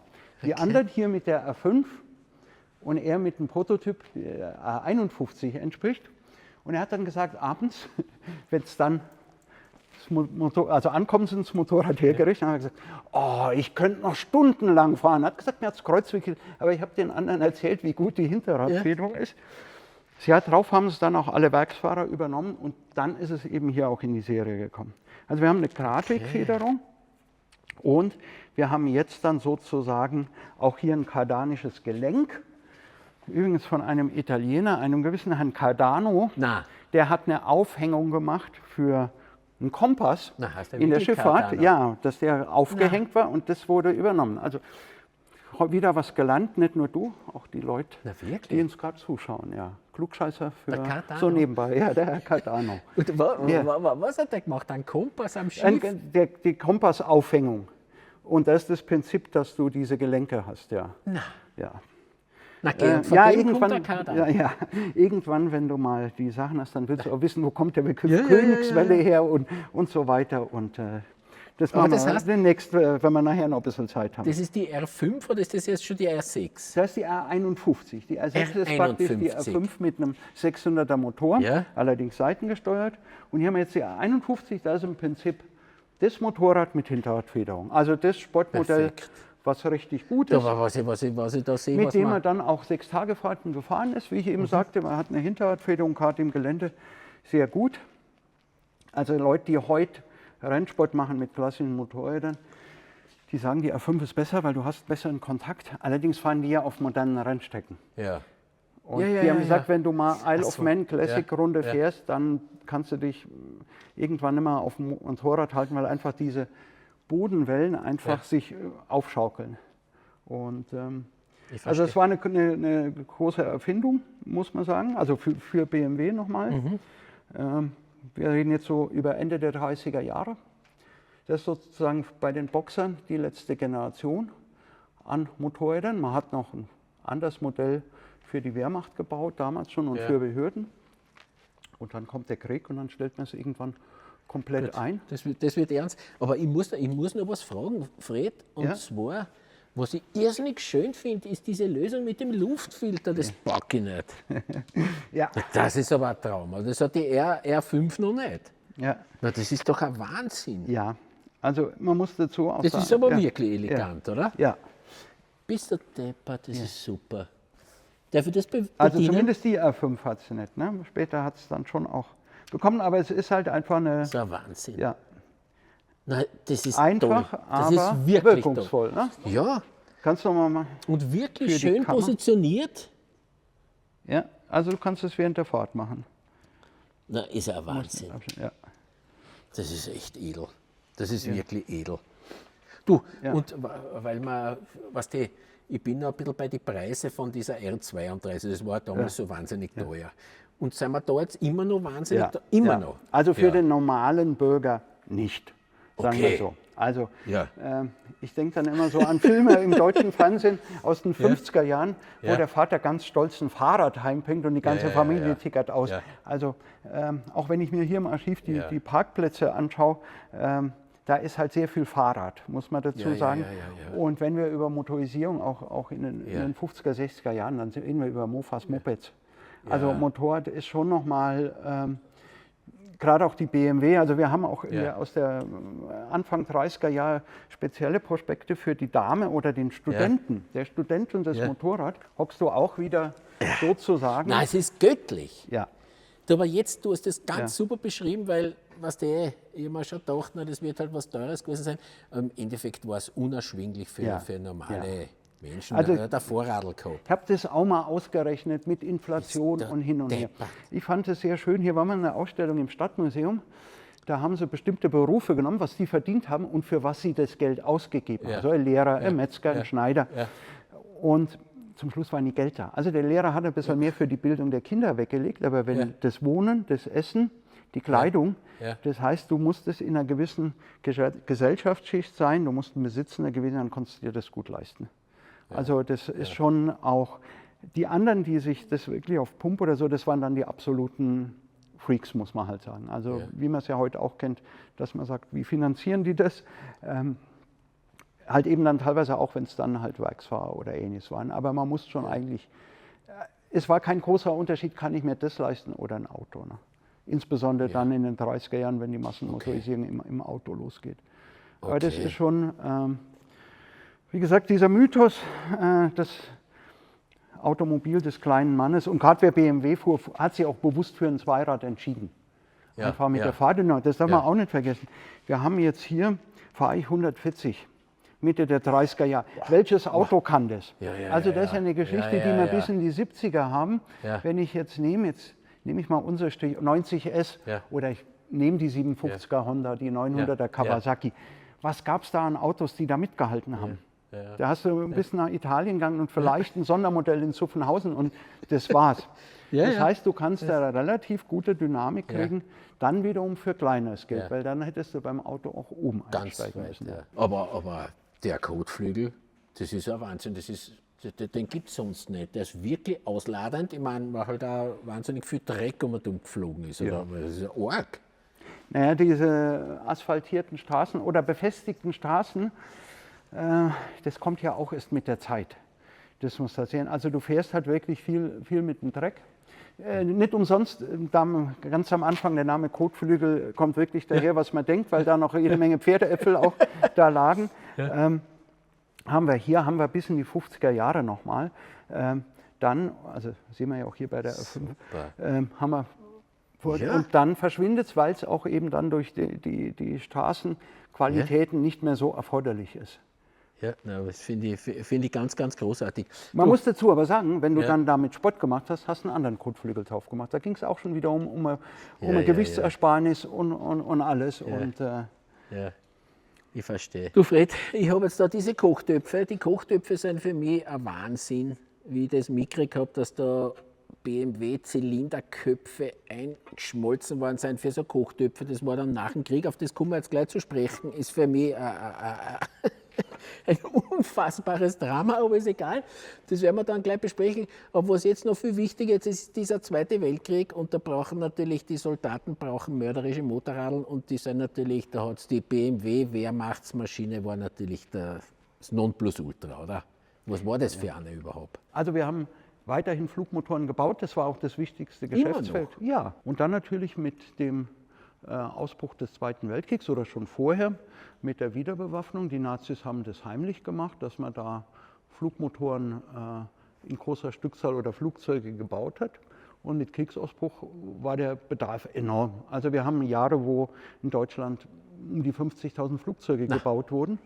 Und wenn man heute die größten Luftwaffen nimmt, also die Amerikaner, Chinesen, Russen, die haben alle unter 20.000 Flugzeuge. Also nach Zählweise ist jetzt so ein Apache-Kampfhubschrauber 50.000 im Jahr, die also verschlissen wurden. Und das ist eine enorme Zahl. Das heißt, man hat auch die Kapazitäten. Es kamen auch Zwangsarbeiter zum Einsatz, muss man ganz klar sagen. Also wenn man sagt, die Verstrickung, das ist bei BMW das Flugmotorengeschäft. Ja. Man hat dann nur noch das Wehrmachtsrad als militärisches Gut auf 2 oder in dem Fall auf 3 Rädern weitergebaut. Das ist also speziell angefertigt worden. Man hat verschiedene Übersetzungen, also man hat eine Gelände- und eine Straßenübersetzung. Problem war anfangs die Kühlung, weil das auch Marschtempo durchhalten sollte über den ganzen Tag. Also beim luftgekühlten Motor ist dann schon die Herausforderung eine große. Man hat einen angetriebenen Seitenwagen. Und das hat man also während des Krieges noch produziert, hat man auch von München nach Eisenach, wo unsere ehemalige Automobilfabrik war, gesamte Motorradproduktion rüber verlegt, inklusive Werkzeuge, Ersatzteile und Konstruktionsunterlagen, hat hier in München nur noch Flugmotoren gebaut. Autos haben sie ja keine mehr bauen können im Zweiten Weltkrieg, weil da eben diese Flugmotoren und die Motorräder, die waren offensichtlich wichtig. Waren das Boxer-Motorräder schon, oder? Ja. Also man hat auch schon vorher für Behörden, Polizei, Militär Kurierfahrzeuge. Das war die R35, war da sehr beliebt, ein Einzylindermodell mit 350 Kubik. Man hatte dann eben ein Gespann, die R12, die sozusagen angepasst wurde für militärische Anforderungen. Aber diese R75, das war dann wirklich eine komplette Neukonstruktion und die ist auch nur ans Militär geliefert worden. Also die ging nicht in den freien Verkauf. Jedes Motorrad vom Band direkt war dann schon auf eine Militärdienststelle verzeichnet in den Auslieferungsunterlagen. Aber das heißt, wir haben Einzylinder und Boxer gehabt? Ja, wir haben auch die in den 30er Jahren immer noch Einzylinder gebaut. Das war so der Einstieg, das war auch die Masse, muss man sagen. Ja. Wobei auch eine 250er BMW oder die R4 mit 400 Kubik, damit hat man 6 Tagefahrten bestritten. Also 200 Kubik war viel, muss man sagen. Also deswegen, wenn man jetzt nochmal die Boxer nimmt, das ist nochmal damals einfach eine andere Welt gewesen für einen sehr engen Kundenkreis von Motorradfahrern. Ja. Und ich nehme an, die Einzylinder waren ein bisschen günstiger im Preis wie als die Boxer. Wir haben sogar, es wurde auch gefördert vom Staat, also wir haben Ende der 20er Jahre, dass wir eine Art Steuerbefreiung haben, man hat eine andere Führerscheinregelung für bis 200 Kubik, da wollten wir die Motorisierung ankurbeln. Ja. Da sind wir dann wieder in die Einzylinder auch eingestiegen und haben das dann auch nach und nach entwickelt. Also nachdem die Steuerbefreiung gefallen ist oder geändert wurde, gab es dann 250er, dann später, wie gesagt, 300er, 350er, 400er Einzylindermodelle. Also die gab es immer mit hin. Sind natürlich nicht so spektakulär wie die Motorräder, die wir uns eben angeschaut haben, aber vielleicht kommen wir gleich mal auch zu einem Einzylindermodell. Ja. Du, Fred, aber ich habe noch einen Punkt, der ist immer so diffus in meinem Kopf, weil ich das höre natürlich dauernd, aber es sind immer nur so diffuse Geschichten. Du kannst es sicher am Punkt bringen. Jetzt hat BMW diese Boxermaschinen, die dort offensichtlich da als Militärfahrzeuge super funktionieren. Und diese Feinde unter Anführungszeichen oder die anderen Nationen sehen das, dass diese Boxermaschinen so gut funktionieren und bauen die dann nach. Ist das richtig oder ist das einfach ein Blödsinn? Also es war nicht die R75, es war eine andere Boxermaschine, eine R71 im Endeffekt. Wir haben ja die R51 angeguckt, gleiches Fahrgestell mit einem anderen Motor, seitengesteuert, damit etwas robuster, sag ich mal, oder nicht so anspruchsvoll in der Wartung. Da ging es auch sehr lang, war das offiziell, es gab ja einen Hitler-Stalin-Pakt und so weiter. Stand jetzt ist, es war eine der letzten Sachen, die ich noch rausgefunden habe, die haben wohl wirklich, die Russen in Berlin, 4 Motorräder gekauft, haben sie zerlegt, haben sie verglichen mit anderen, kamen auf die Idee, das ist es. Und dann haben sie die nachgebaut. Und dann muss es wohl im Krieg so gewesen sein, dass die sich unter Umständen auf dem freien Feld begegnet sind, die Nachbauten. Und was ja das Interessante ist, als die Russen dann ihre Motorradindustrie weiterentwickelt haben, da ist ja dann Dnieper und Ural entstanden, haben sie die Produktionsanlagen von dieser A71 nach China verkauft und da kann man jetzt noch mit den Yangtze-Motorrädern sozusagen die fahren. Wobei man sagen muss, die Qualität der BMW in den 30er Jahren war weitaus besser als die der Chinesen damals zu Beginn dieses Jahrtausends oder Jahrhunderts. Unglaublich. Aber es gab Firmen, die speziell jetzt auch Ersatzteile, also die gesagt haben, ich baue da ein paar BMW-Sachen ein und dann funktioniert das schon mal ein gut Stück besser. Also du hast das importiert und also die Verwandtschaft ist da und es ist ganz lang, sind eben noch Vorkriegs-BMWs da gefahren. Aber das war die A71, die damals nachgebaut haben. Ja, und ich habe auch gehört, das habe ich auch nur, ist wirklich ganz diffus, dass sogar die Amis, Harley Davidson, die haben der Harley Davidson verpflichtet, dass da kurz einmal so ein Boxer einen Abstecher machen. Das ist aber auch von BMW inspiriert. Von BMW inspiriert. Ja, man muss dazu sagen, wir haben ja nicht nur BMW dann mit dem Boxer gehabt, es gab die deutsche Schule des Motorradbaus, das waren wuchtige Pressstahlmodelle, die haben wir jetzt gerade nicht, die waren so Ende der 20er Jahre bis Mitte der 30er Jahre. Und das haben dann alle aufgegriffen. Also da haben wir dann auch die Zünder beispielsweise als bekanntester Vertreter. Und da kam es dann irgendwann auf die Idee, lass uns doch mal einen Boxer probieren. Auch nach 1945 haben wir in vielen Ländern dann wirklich von Frankreich bis Japan haben wir dann reine BMW-Kopien. Auch die Einzylindermodelle wurden in der dann DDR mehr oder weniger kopiert. Also diese Boxer-Modelle, das war schon State of the Art, muss man sagen. Also auch was Zuverlässigkeit, Leistung, Pflegeaufwand, Wartungsaufwand betrifft, war das schon ganz vorn dabei. Du, ich bin jetzt ein komplett apolitischer Mensch, bin aber wahnsinnig an Motorrädern interessiert und so Geschichte reizt mich auch wahnsinnig. Jetzt ist es so mit dem Krieg, okay, habe ich in der Schule gelernt, Katastrophe, alles wirklich arg. Aber es gibt natürlich eine Zeit nach dem Krieg und da ist es dann so, jetzt hat BMW wirklich leibende Motorradl gebaut und dann ist der Krieg aus, man hat natürlich alles verloren. Ich glaube, diese Produktionsanlagen werden irgendwo hin verschifft oder abgezogen. Es gibt dann ein Produktionsverbot, man darf das nicht mehr machen. Und dann, jetzt habe ich habe das auch noch gehört, da haben sie dann wirklich müssen diese Zylinderköpfe einschmelzen und dann so Kochgeschirr draus machen. Das ist kein Geschichtel, das ist die Wahrheit. Das ist die Wahrheit, ja. Das ist ein Wahnsinn.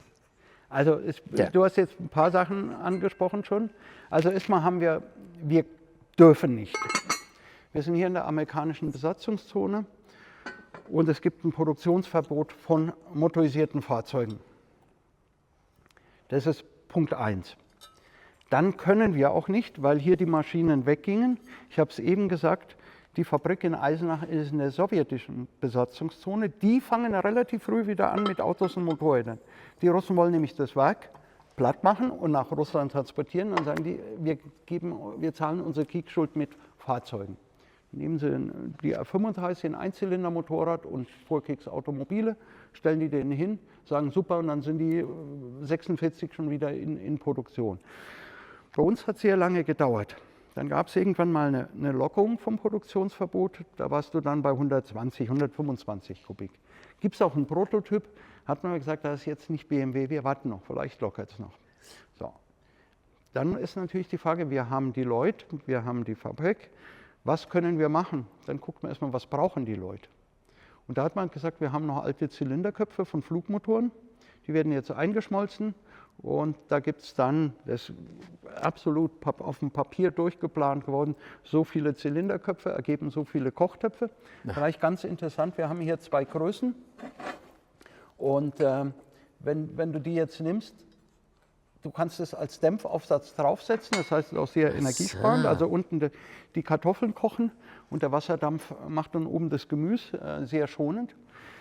Man muss dazu sagen, hier im Münchner Norden waren die wirklich total verbreitet. Ich habe ja hier lange als Archivar gearbeitet. Es kamen immer wieder Leute und haben gesagt, wollt ihr die haben? Meine Mutter ist gestorben. Ja. Die hatte, also die Milch brennt an. Ja. Für alles andere sind die gut. Also wahrscheinlich verbrennt man sie auch ordentlich die Klöten hier an den Kröpfen. Aber ich musste nachher dann wirklich abwimmeln oder habe ihnen dann geholfen und gesagt, da gibt es Sammler, die Interesse daran haben. Ja. Also sie sind wohl in sehr großer Stückzahl produziert worden. Man hat aber auch andere Sachen gemacht, Teigpressen und so weiter. Baubeschläge, war ja alles kaputt. Ich brauche Beschläge für den Wiederaufbau. Also man hat die Materialien genommen und hat erstmal damit was gemacht. Man hat ja für die amerikanische Armee draußen in Allach-Karlsfeld, das ist so am Randbezirk von München, wo auch eine Flugmotorenfabrik war, hat man angeblich die größte Reparaturwerkstatt, die je für Fahrzeuge existiert hat, betrieben. Also hat die sämtliche Fahrzeuge der Amerikaner in den Besatzungszonen dort gewartet und repariert. Aber man konnte halt einfach noch keine Fahrzeuge bauen. Das hat sich dann geändert. Also man hat sich gerade so über Wasser gehalten. Das wurde dann gelockert. 1948 kommen wir dann wieder mit unserem ersten Motorrad auf die Hannover Messe. Es ist ein Einzylinder, es ist ein Vorkriegsmodell, also statt einem 3 hat man ein 4-Gang-Getriebe gemacht, ansonsten weitgehend unverändert, weil man gesagt hat, da ist vielleicht auch Ersatzteilbedarf an dem, weil die Boxermotorräder sind ja auch konfisziert und an die Front gegangen, also da war der Bestand in Deutschland relativ gering, aber die Einzylinder sind dann hier im Einsatz gewesen. Deswegen hat man ein Einzylindermotorrad gebaut, mit dem fing man halt 1948 an und dann hat es noch ein bisschen gedauert, bis man dann auch wieder mit den Boxern da war. Ich kann jetzt aber viel erzählen, vielleicht gucken wir es uns an. Jawohl, ist ja bildschön. Also jetzt haben wir hier die Einzylinder. Wie gesagt, das ist eine Vorkriegskonstruktion. Darf ich kurz aufsteigen? Ja, darfst du aufsteigen. Hier haben wir auch, was ich vorhin schon mal gesagt habe, habe ich es gesagt, wir haben im Endeffekt einen halben Boxermotor. Also auch da hat der Zylinder 68 Bohr und Hub, ist Quadrat, immer schon, ja. Und wie gesagt, das war damals eigentlich schon eine sehr kräftige Maschine. Ich habe mal so Marktforschungsunterlagen aus den 70ern gefunden. Da ging es die Hubraumklassen für den deutschen Motorradmarkt. Da war dann 350 Kubik und mehr. Also über das, was wir heute hin oder was wir vorhin hatten, 500, 600, 750 Kubik, war schon outstanding auf dem Markt. Dass man das immer so ein bisschen im Hinterkopf behält. Du, aber ich habe da trotzdem, obwohl es die Einzylindermaschine ist, habe ich trotzdem verstellbare Gabel. Ja. Weil das ist ja, da kann ich ja, keine Ahnung, die Vorspannung kann ich einstellen. Also wir haben hier... Und es ist eigentlich, es ist eine Upside-Down-Gabel, oder? Es muss eine Upside-Down-Gabel sein, weil ich ja unten die Federbälge habe. Ja. Du, und weil ich da sehe, diesen Lenkungsdämpfer, den habe ich jetzt ja oft schon gesehen, war das offensichtlich sehr wichtig oder nicht? Aber es hat wirklich sehr, sehr viele Modelle. Ja, es hat auch sehr lang, wenn wir weiter gucken. Also wir kriegen es ja auch dann wirklich noch bis Ende der 60er Jahre, haben wir es in dieser sozusagen, in dieser frühen, ich nenne sie immer schwarze Phase. Also alles, was an Motorrädern in München gebaut wurde, bevor der Umzug nach Berlin kam, habe ich das drin. Wie gesagt, wir haben es auch immer sehr aufwendig gemacht. Auch beim Einzylinder war das damals, ich habe es ja angesprochen, mit den Einzylindern, mit der Steuerbefreiung und so weiter, hatten wir das teuerste 200er Modell auf dem Markt. Ja.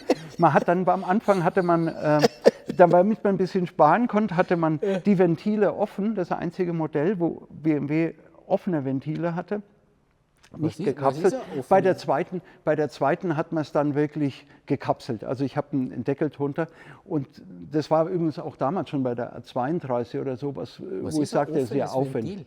Ja, dass du oben die Ventile klappern siehst. Ja. Und da geht halt direkt rein. Ne? Das heißt, ich bin wartungsfrei, ich kapsel das alles. Also das haben wir auch gemacht. Das war schon diese gleiche Sorgfalt, was man damit gemacht hat. Und dann konnte man 2 Jahre später auch wirklich den ersten Boxer wiederbringen. Okay. Da hat man sich hier an der A1... Ich muss nur ganz kurz, das Feedback muss ich da ablegen. Ich bin wahnsinnig gut drauf gesessen. Ja. Das ist ein Traum. Ich meine, das ist eine wirklich zeitgemäße Sitzposition. Ja. Also wirklich schön bin ich gesessen. Entschuldige, dass ich unterbrochen habe, aber das wollte ich jetzt loswerden, weil war ein Traum. Ja, auch mit dem gefederten Sattel. Also das hat noch keine Federung. Starrrahmen. Nein, bei den Einzylindern hat man da noch, hat man erst später nachgezogen. Das haben wir dann erst beim zweiten Modell. Wie gesagt, man hat sich hier beim Vorkriegsmodell orientiert. Bis aufs Getriebe hat man im Endeffekt das leicht veränderten Tankkasten. Also ein paar Kleinigkeiten, die man geändert hat, aber im Endeffekt ist es die Vorkriegskonstruktion. Fußschaltung und trotzdem... Immer noch den Hilfsschalthebel, wie ich sagte, wir haben eben über den Krieg gesprochen. Ich finde es ein bisschen zynisch und makaber, aber dass man sagt, da sind einige Menschen nur mit einem Bein vom Felde zurückgekehrt. Ach so, sagt man, ich glaube, das hat aber keine Rolle gespielt. Das ist brutal. Ja. So, dann haben wir, wie gesagt, 1950 den ersten Boxer, der sich auch noch sehr stark an der Vorkriegskonstruktion orientiert. Und dann haben wir 1951 eine neue Generation Motorrädern mit dem Spitzenmodell R68. Das ist, und jetzt können wir ja auch mal ein bisschen den Zeitbogen spannen, der erste deutsche 100-Meilen-Renner. Ah ja, das heißt gehört. 160 km/h. Ja. Und wir reden ja jetzt über 200 PS und in den 70ern über 200 km/h und über 300 km/h momentan, wo ja immer die Frage ist das alles beherrschbar? Genau die gleiche Diskussion gab es da. Ja. Ich zitiere die Zeitschrift Motorrad, ich glaube, die kennst du. Die haben halt geschrieben, die haben dann wirklich einen Test gemacht und haben gesagt, wir sind überfordert von diesem Motorrad. Und das ist viel besser, als wir fahren können und keine Ahnung. Und im Vorwort schreibt er so, mit den 35 PS einer R68 fährt man nicht Motorrad, man kämpft mit einem Tiger im Käfig. Also diese Diskussion, was ist sinnvoll, was ist Leistung, zieht sich eigentlich schon seit den 50er Jahren durch. Und das heißt R68? R68, ja. Und was hat 600 Kubik. 600 Kubik, okay. Hat 35 PS und kommt, ich zitiere jetzt mal die Betriebsanleitung, mit flach liegend, mit eng anliegender Kleidung auf 160 km/h. Und ganz lustig, der Tacho geht verkehrt. Ja. Und dann das ist ein Traum. Ja. Der sagt, im Was ist das? Gegenuhr? Nein, es ist schon im Uhrzeigersinn, Ja. aber es fängt oben an Ja, bei ja. 0 und geht so auf. Geht nicht, ja. Fängt Und nicht bei 6 Uhr an, 180 fängt bei 1 an. 180 war Ja. sicher ein Wahnsinn, oder? Was haben Ja. wir da drauf? Also 160 fährt sie, ja. Die schafft so um die 100. Und da steht 120. Ja, aber was ja. Man hat immer ein bisschen Luft, hat ja. in der Schule immer geschaut, na, was steht denn drauf? Was passt da? Also das muss man dazu sagen, was ich jetzt erstaunlich finde. Wir haben ja die Produktionsanlagen sind weg, die Konstruktionsunterlagen Ja. sind weg. Man fängt wieder an und wie gesagt, diese 160 km/h, das war damals der Gipfel. Das heißt, man hat eigentlich 3 Jahre nachdem man wieder angefangen hat, ist man wieder von technologisch, vom Image in der Spitzenklasse des weltweiten Motorradbaus. Also das hat man sehr schnell eigentlich wieder das Comeback geschafft, muss man dazu Na, das sagen. ist aber, das stimmt, weil ja die Produktionsanlagen waren ja auch weg. Aber ist Produktions-Know-how nicht. Oder die guten Leute werden schon blieben sein. Oder sind die Ja, die sind aber ja auch teilweise nach Eisenach gegangen. Viele sind wieder zurückgekommen. Es waren ja die Amerikaner dort. Ja. So nach dem Motto, helft uns, dann helfen wir euch. Aber es sind auch einige da geblieben. Und ja klar, das Know-how war da. Aber es ist für mich dann trotzdem, man fing nicht bei Null an, aber im Endeffekt, dass man sagt, auch dieses Selbstbewusstsein. Ja. Ich bleibe jetzt nicht dabei, Ja. das bringt mir ganz gut das eigentlich, sondern ich bin wieder da, wo ich aufgehört habe. Und da haben wir halt Super. dann auch sozusagen den Höhepunkt der Motorradproduktion. Also wir haben sowohl beim Einzylinder-Modell, was dann auch Hinterradfederung hat, ab 51, habe ich dann die hohen Stückzahlen. 38.000 hat die. Ich komme auch an 30.000 Motorräder, die ich im Jahr verkaufe. Und dann bröckelt es aber Mitte der 50er Jahre halt ein. Dann kommt die Konkurrenz einfach durch günstige Fahrzeuge. Aber man muss dazu sagen, eine Isetta war günstiger als eine R68. Bei der Isetta fahre ich trocken. Wirklich? So. Also muss ich irgendwo gucken, dass ich mit der Spitzenleistung sage, das sind jetzt wirklich die Motorradfahrer, die ich halte. Und natürlich wächst die Konkurrenz immer noch durch die kleinen Mopeds. Ja. Also ich gebe den Preis eines Neuwagens für ein Motorrad aus, das wird ganz, ganz schwieriger Markt. Das zieht sich auch bis Ende der 60er Jahre. Also wir haben 15 Jahre wirklich Dürre, kann man sagen. Okay. Da haben wir zwar auch 55 eine neue Generation vorgestellt. Hier die Vollschwingenmodelle, also mit der geschobenen Schwinge von und hinten, Hinterradschwinge. Wow. Dann übrigens zum ersten Mal mit der Schwinge auch die Kardanwelle gekapselt. Hier ist Patent von Herrn Earls, deswegen im englischen Sprachraum auch die Earls Fork genannt. Wow. Und ich bin auch wieder technologisch also mit der A69 oder 69S dann, hier ist die 69S, Aber was ist das? komme ich auf 175 Kubik, 1960. Aber die Form, ich habe praktisch von 55 bis 69 sozusagen das gleiche Modell, was ich verfeinere und was ich in unterschiedlichen Motoren anbiete. Ich habe wohl nicht mehr seitengesteuerte, es ist jetzt immer hängende Ventile. Und da ist das Spitzenmodell sozusagen der Nachfolger von dieser 68, die A69 und dann als 69S komme ich auf 42 PS und 175 km/h. Und das ist zum ersten Mal, dass diese Gabel verbaut worden ist. Das wurde im Rennsport eingesetzt, du kennst es ja auch. Die machen das muss was sein, also machen wir das auch. Und ich glaube, BMW hat dann eine Lizenz eingekauft für hohe Stückzahlen, weil im Rennsport war das auch bei uns war es nach 2 Jahren wieder weg. Okay. Aber man hat mir gesagt, ich musste ja öfter in meinem aktiven Leben immer was Positives schreiben. Ich gesagt, für einen Beiwagenbetrieb optimal. Wobei auch schon die Spurstabilität, aber es ist wirklich schon auch eine Gewichtssache. Also wenn du jetzt die hier nimmst, vergleichst mit der, das sind schon nochmal 2 Welten, was man halt merkt. Meiner Meinung nach handlicher, hier mal wieder, kann man sagen, Souveränität. Und man kommt langsam in die Jahre. Was ganz toll ist, da sind schon 200 angeschrieben. Auch wenn er es nicht wahnsinnig schafft, schöner Tacho. 175 kriegen wir hin. Irre. Ja. Ja, aber der ist wirklich schön. Du, und ich habe jetzt aber das Gefühl, nur das kann nicht stimmen, weil es war sicher kein R69, diese Dienstmaschine von meinem Vater in die 60er Jahre. Das kann nicht, also es hat so ausgeschaut wie das. Ja, aber das hat alle Ventildeckel mit mehr Rippen Und ansonsten ist das gleiche Fahrgestell. Wir haben immer das gleiche Fahrgestell. Die R60. R60. R60, ist die nach der R60. R69 Nee, die kommen? kommen zusammen. Ach, die kommen zusammen. Parallel. Also ich habe eine 500er Tourenmaschine, eine 600er Tourenmaschine. Okay. Also was ich vorher über Seiten gesteuert, mache ich jetzt einfach durch Auslegung. Also hier habe ich eine höhere Verdichtung beispielsweise. Ja. Aber ich habe immer in meinem Produktportfolio ein Modell mit verschiedenen Motorisierungen. Das habe ich von vorher übernommen. Und ein ähnliches Fahrgestell, kleiner, aber von der Geometrie das gleiche, habe ich auch bei den Einzylindermotoren. Also ich wechsle immer durch. Ich habe also, wo man heute vielleicht sagt, ich habe einen Motor, den ich an 4 Modellen einsetze, ist es da eher umgekehrt. Ich biete ja parallel nur 3 Modelle oder 4 Modelle an. Also wenn ich jetzt nehme, 1969 habe ich 3 Modelle im Angebot. Heute habe ich ja gar nicht die Zeit, mich durch unsere Website durchzuscrollen, wie viele Modelle es wiederum gibt. Und da habe ich natürlich Motorisierung, die ich auch wieder anpasse. Ja.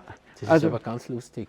Ja, also jetzt dachte ich vielleicht, wenn man Denfeld, das sagt mir aber was. Ja, die haben auch Sättel.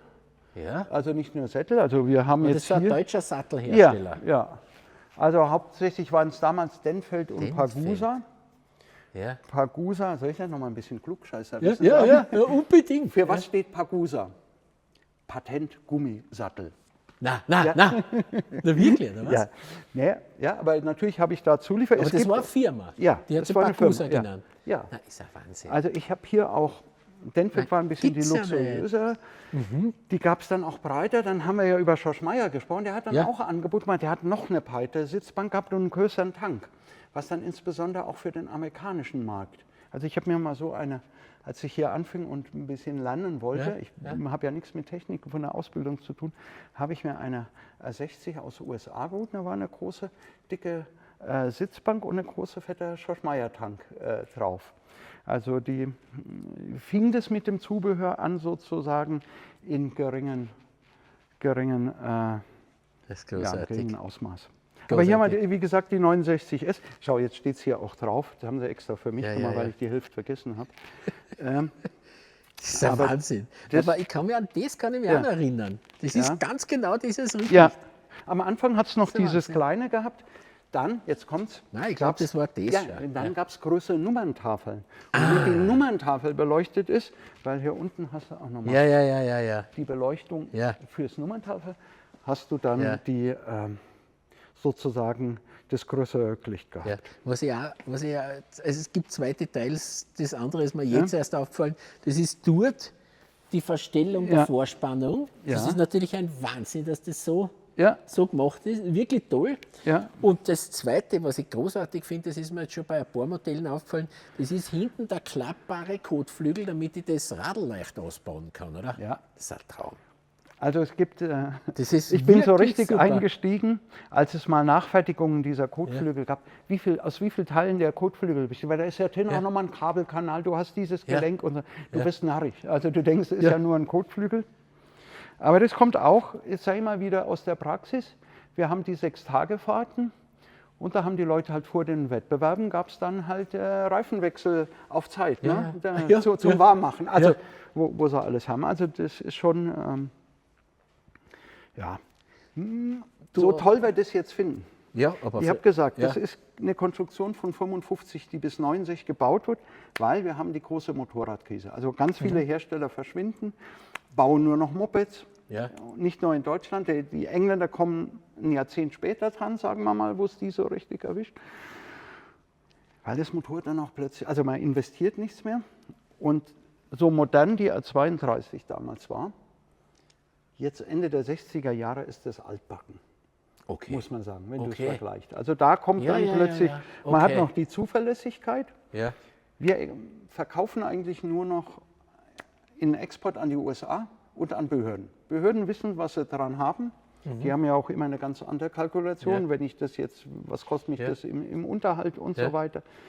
Aber wir überleben sozusagen diese Zeit der 60er Jahre eigentlich nur dank des Behördengeschäfts und einem Export in den USA. Viele Soldaten haben hier BMW kennengelernt, sind fasziniert, auch von der Zuverlässigkeit.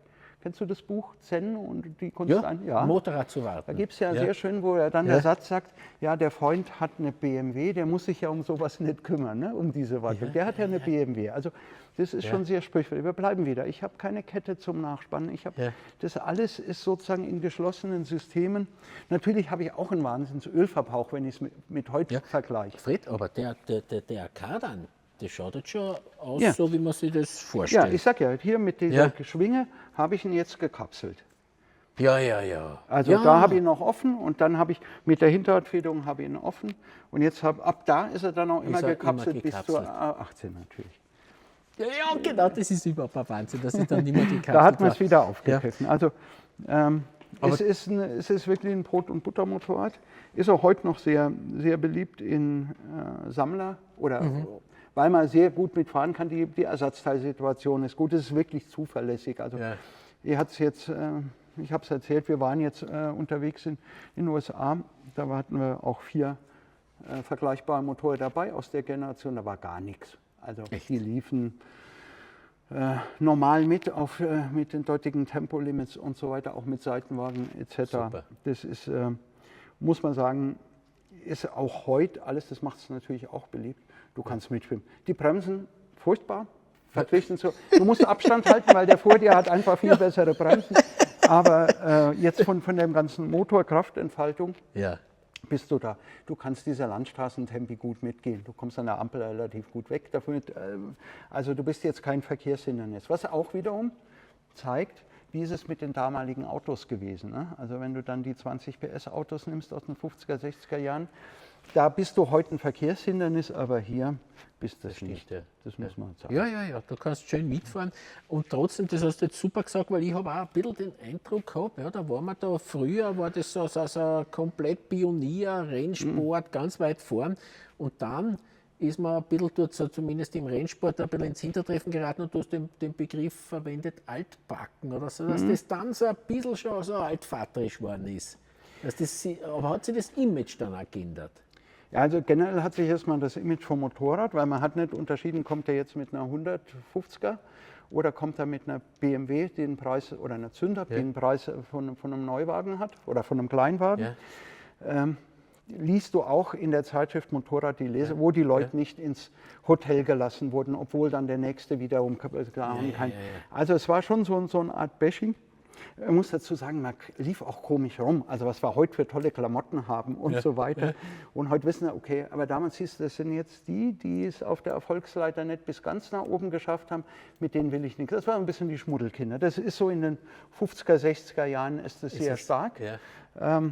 Haben mit Sicherheit gab es viele Ursachen auch aus der Motorrad-Community, auch die Presse hat damals die Ware leer, also den Umstieg sozusagen zu einem Lifestyle-Produkt und wo man sagt, da komme ich auch mit entsprechender Fahrerausstattung, da weiß ich, der hat Geld aus, der hat ein Motorrad und ein Auto, der ist jetzt nur ein Motorrad. Das kommt dann auch dank der Japaner halt Ende der 60er, Anfang 70er Jahre. Aber das war altbacken.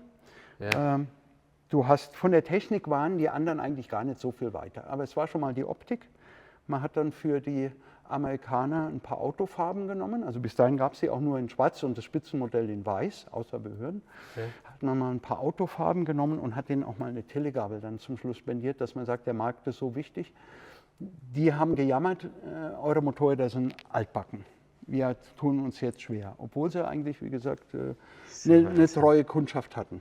Aber wenn du 15 Jahre nichts änderst, guckt er jetzt ein 15 Jahre altes Motorrad an, sagst du auch manchmal, oder mit was wir aufgewachsen sind in den 80er, 90er Jahren, ist natürlich schwierig. Fred, jetzt sind wir da bei der R75.5 und die R75.5, die hat ein Freund von mir, hat die gehabt, die R75.5 und mir hat die Maschine wahnsinnig gut gefallen. Das ist Anfang der 80er Jahre, glaube ich, hat er die gehabt. Oder Ende der 70er, Anfang der 80er hat er es gehabt. Mir hat die wirklich wahnsinnig gut gefallen. Ich habe auch diesen Antrieb, den Boxermotor und den Tank und alles wie das ausschaut, habe ich wirklich charismatisch und toll gefunden.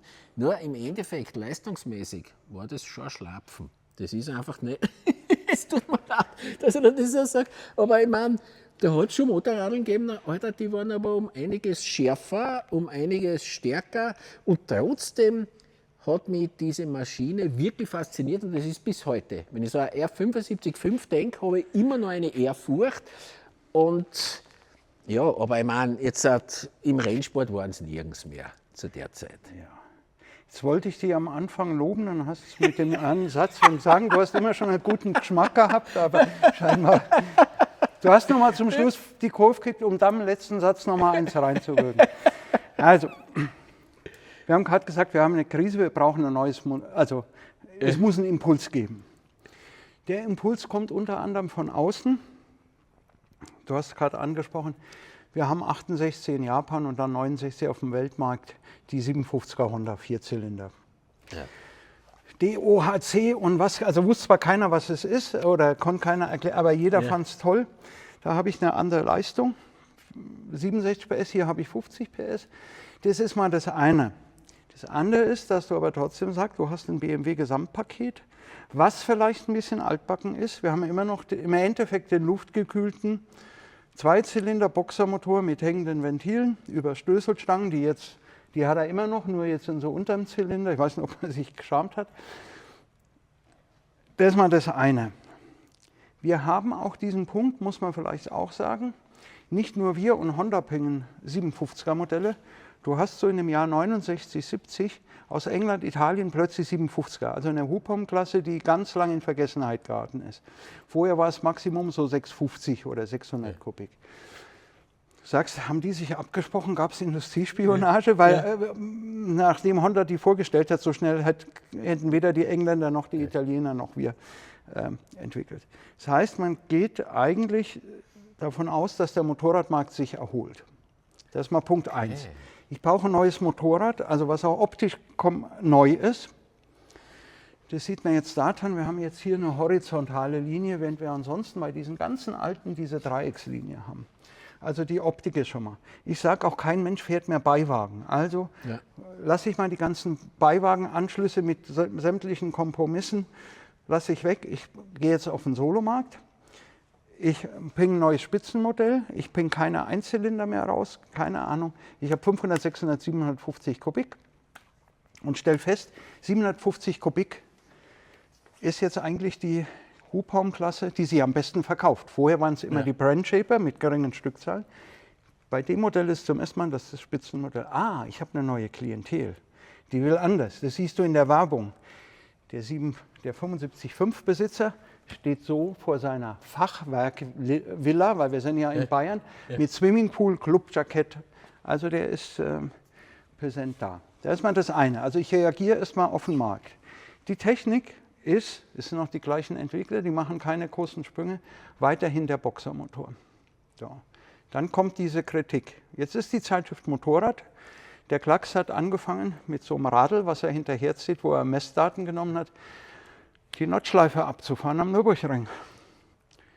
Bis auf ein paar Geraden ist die 57er Honda schneller, die Gesamtzeit ist schneller bei BMW.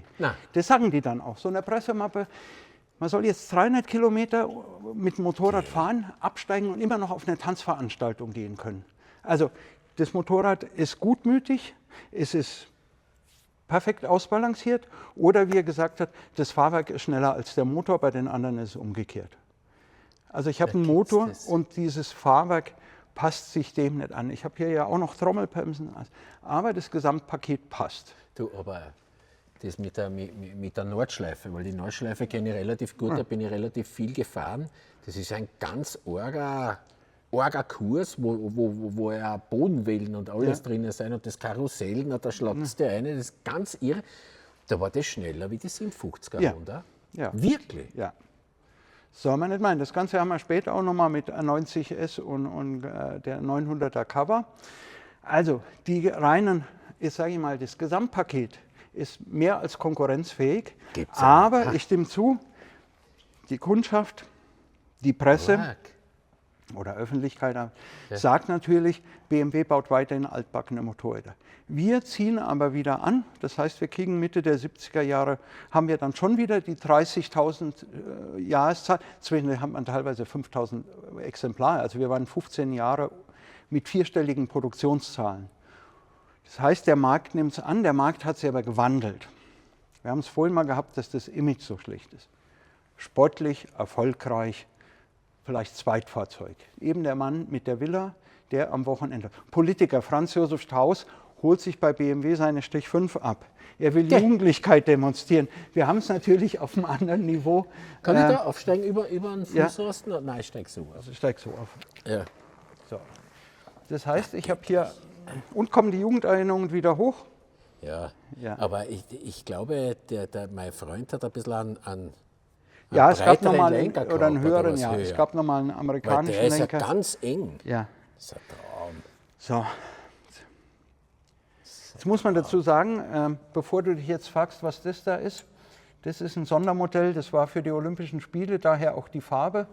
Das olympische Fackel wurde sozusagen, das waren Begleitfahrzeuge, die brennenden Ersatzfackeln, weil das Feuer durfte ja nicht ausgehen. Das heißt, wenn dem Läufer jetzt seine Fackel ausging, konnte er die wieder an der Flamme oder konnte sich die rausnehmen. Übrigens, Helmut Dehne war damals einer der Begleitfahrer. Also der Rennfahrer war, auch weil er hier aus München ist, die sind damit mitgefahren und Helmut hat auch noch die Fackel. Okay. Die hat er zum 100-Jährigen von BMW ausgegeben. 1972, ja. Na, wie gesagt, die Farbe ist, es waren, glaube ich, genau wissen wir vermutlich 4 Motorräder, die in diesem Lack dann, wo dann auch BMW-Mitarbeiter gefahren sind aus dem Kundendienst. Na, aber war das eine Originallackierung? Nur für die Olympiade. Wirklich? Ja, weil das heißt, wenn du darüber gehst ins Olympiastadion, da gab es ja auch dieses Farb- und Designkonzept von dem Otto Eicher, der da diese Piktogramme erfunden hat. Ja. Und das ist an einer dieser Farben angelehnt. Ja unglaublich. So, Freunde, nächster Werbeblock. Hepco und Becker, weg von der olympischen Fackel hin zu Zusatzscheinwerfern. Gerade wenn man eine Ausfahrt mal länger dauert als geplant oder die Straße nicht perfekt ausgeleuchtet ist, freut man sich über jedes Plus an Sicht und Sichtbarkeit. Die neuen Nova LED-Zusatzscheinwerfer von Hepco und Becker sorgen genau dafür und schauen super aus. Und bei langen Touren kennt man das Gefühl, wenn Rücken, Schultern und Handgelenke langsam anfangen, ihre Meinung zur Sitzposition kundzutun. Mit den modellspezifischen Lenkerhöhungen von Hepco und Becker lässt sich die Ergonomie oft mit wenigen Handgriffen spürbar verbessern. Mehr Informationen, QR-Code. Ja, und die Firma Wunderlich, Fahrwerke. Die meisten beschäftigen sich mit dem Fahrwerk erst dann, wenn das Motorrad in einer Kurve etwas macht, was eigentlich gar nicht abgesprochen war. Dabei geht es beim Fahrwerk nicht darum, alles härter oder sportlicher zu machen, sondern es geht eigentlich darum, dass sich das Motorrad berechenbarer anfühlt und genau das macht, was man von ihm erwartet. Und genau da setzt Wunderlich Suspension für deine BMW an. Die Fahrwerke werden auf Fahrer- und Einsatzzweck abgestimmt und sollten vor allem eines bringen: mehr Kontrolle, mehr Sicherheit und mehr Vertrauen in die eigene Maschine. Näheres über den QR-Code und jetzt geht's mit dem Video weiter. Ich sehe da was ich nicht zuordnen kann. Da habe ich jetzt natürlich schon einen Elektrostarter. Ja. Ist das die erste mit Elektrostarter? Das ist die erste mit Elektrostarter, aber es war gegen Aufpreis. Ach so? Ja, also, nee, beziehungsweise, Entschuldigung, die 75.5 hat es gehabt. Ich habe jetzt was verwechselt. Die 500er hat nur Kickstarter gehabt. Okay. Und du hast auch das, welche beides hatten. Wir haben eben darüber gesprochen, man traut der neuen Technik noch nie so ganz, wenn was Neues kommt. Achso, und das ist der Blinker? Ja, Blinker, wir haben Blinker. Wir haben ab Mitte der 60er Jahre Blinkerpflicht in Deutschland. Na, ist er da. Ja, nur damit man sieht, wie sparsam BMW damals in den 60ern war. Wir haben ein Foto von 1955, was immer nachretuschiert wurde und in die Bedienungsanleitung kam. Ja, wo dann mal die Blinker dran waren und so weiter, der Sattel durch, also Photoshop analog sozusagen in der Dunkelkammer gemacht. Und hier wird dann auch wieder, also man hat die Händler eingeschworen, hat gesagt, es geht wieder aufwärts, das Motorrad kommt, es wird einen Imagewandel geben. Also die Marktforschung hat damals ganze Arbeit gemacht, wobei sie in die USA geguckt haben, da kam dieser Imagewandel schon ein bisschen früher. Und die haben gesagt, das schwappt rüber. Wir werden wieder Motorradfahrer haben. Auch vielleicht, was man jetzt dem Motorrad nicht ansieht, wir haben 69 den Umzug nach Berlin. Mit dieser Modellreihe, startet. Ja. Beziehungsweise Berlin hat vorher schon Komponenten gemacht und hat auch mal eine Endmontage schon mal probeweise auf Münchner Bändern gemacht. Jetzt haben wir den Nachteil, dass man auch ein Automobilhersteller ist. Das Auto wurde plötzlich sehr erfolgreich in den 60er Jahren. Ja. Wir haben ja überall, hören wir gerade, neue Klasse. Ja. Das hat wirklich Stückzahlen für BMW in den 60er Jahren und man hat nach Ersatzflächen gesucht, sozusagen. Fürs Auto ist man dann auch, das erste Werk in Dingolfing gemacht und hat dann die Motorradproduktion nach Berlin. Wie gesagt, die konnten schon, die haben schon Rahmen gemacht, die haben sonstige Komponenten. Hat man komplett rübergefahren. Also von daher ist jetzt... 69? 69, ja. Ich verstehe. Und ab da kommen jetzt auch alle eben aus Berlin bis auf, kommen wir später vielleicht noch drauf, aber das ist dann sozusagen Home of BMW Motorrad für die nächsten Dekaden. Okay. Zwei Details habe ich noch. Das eine, Bing-Vergaser. Ja. Das ist irr. Bing, kann ich mich erinnern. Ja. Das ist aber, das war nicht BMW, sondern das war ein Hersteller. Ja, ein Hersteller in Nürnberg. In Nürnberg? Der jetzt auch langsam, der im Endeffekt nur noch die Namensrechte existieren, wo Leute was nachbauen. Okay. Naja, spätestens ab da, wo dann auch die Rasenmäher auf Einspritzung gingen, ist das Geschäft halt zusammengebrochen. Also wer braucht heute noch Vergaser? Bing-Vergaser. Und das Zweite, was ich wahnsinnig toll in Erinnerung habe, ist hinten die Reling. Ja. Wirklich, gell? Wie bei einem, das ist ein Traum. Ja. Das ist wirklich schön gemacht. Ja, also man hat es schön gemacht. Wie gesagt, das ist der einzige Kritikpunkt, der auch war an der Leistungsentfaltung. Ja. So wie bei einem Schiff. Zumindest im BMW-Deutsch. Ja. Für mich war, aber es ist ja wie eine Reling. Ja. Das ist ein Wahnsinn. So, und jetzt hat man natürlich dieses Motorrad gemacht. Man kriegt Stückzahlen. Und jetzt geht BMW einen anderen Weg. Wenn du guckst, wir haben bis dahin nur Naked Bikes. Arounder sozusagen. Ja. So, jetzt habe ich aber auch diese Möglichkeit, da ich sage, es gibt Leute, die lange Touren machen. Ich habe in den USA diese endlos langen Straßen. So, und jetzt ging BMW bei dem Modell zum ersten Mal einen Windkanal. Dass man wirklich gesagt hat, wir wollen das jetzt optimieren. Ja. Es ist unsere verkleidete Maschine. Man hat ja schon mal ein Sportmodell mit der R90S rausgebracht, heute ein Designklassiker, aber ich sag mal, was das Thema Verkleidung und Aerodynamik angeht, ist die weitaus besser. Plötzlich komme ich auch damit dann auf die 200 km/h und recht ermüdungsfrei. Das ist der entscheidende Punkt. Tester bei dieser R100 RS, da habe ich wirklich was erlebt, und zwar dieser Freund, der die Maschine gehabt hat, der hat gesagt, in Innsbruck ist BMW Testtag, ich soll dort mitgehen. Und ich bin gerade 18 geworden, und in der damaligen Zeit, wenn man 18 wird, kann man auf einmal 1000 fahren. Ganz egal. Ja. Jetzt bin ich dort mitgegangen zum BMW Testtag, und der Verkäufer dort hat mich gefragt, na, was wollen Sie denn ausprobieren? Und ich habe gesagt, na die. Das war die einzige voll verkleidete Maschine auf der ganzen Welt, serienmäßig. Und der hat mir wirklich den Schlüssel gegeben. Ich habe den dort eingesteckt, habe schon Respekt und Ehrfurcht habe ich gehabt. Und trotzdem habe ich aber dann geglaubt, ich muss jetzt auf die Autobahn fahren und ich muss jetzt 200 fahren, weil das habe ich natürlich in den Hefteln schon gelesen, dass das 200 geht.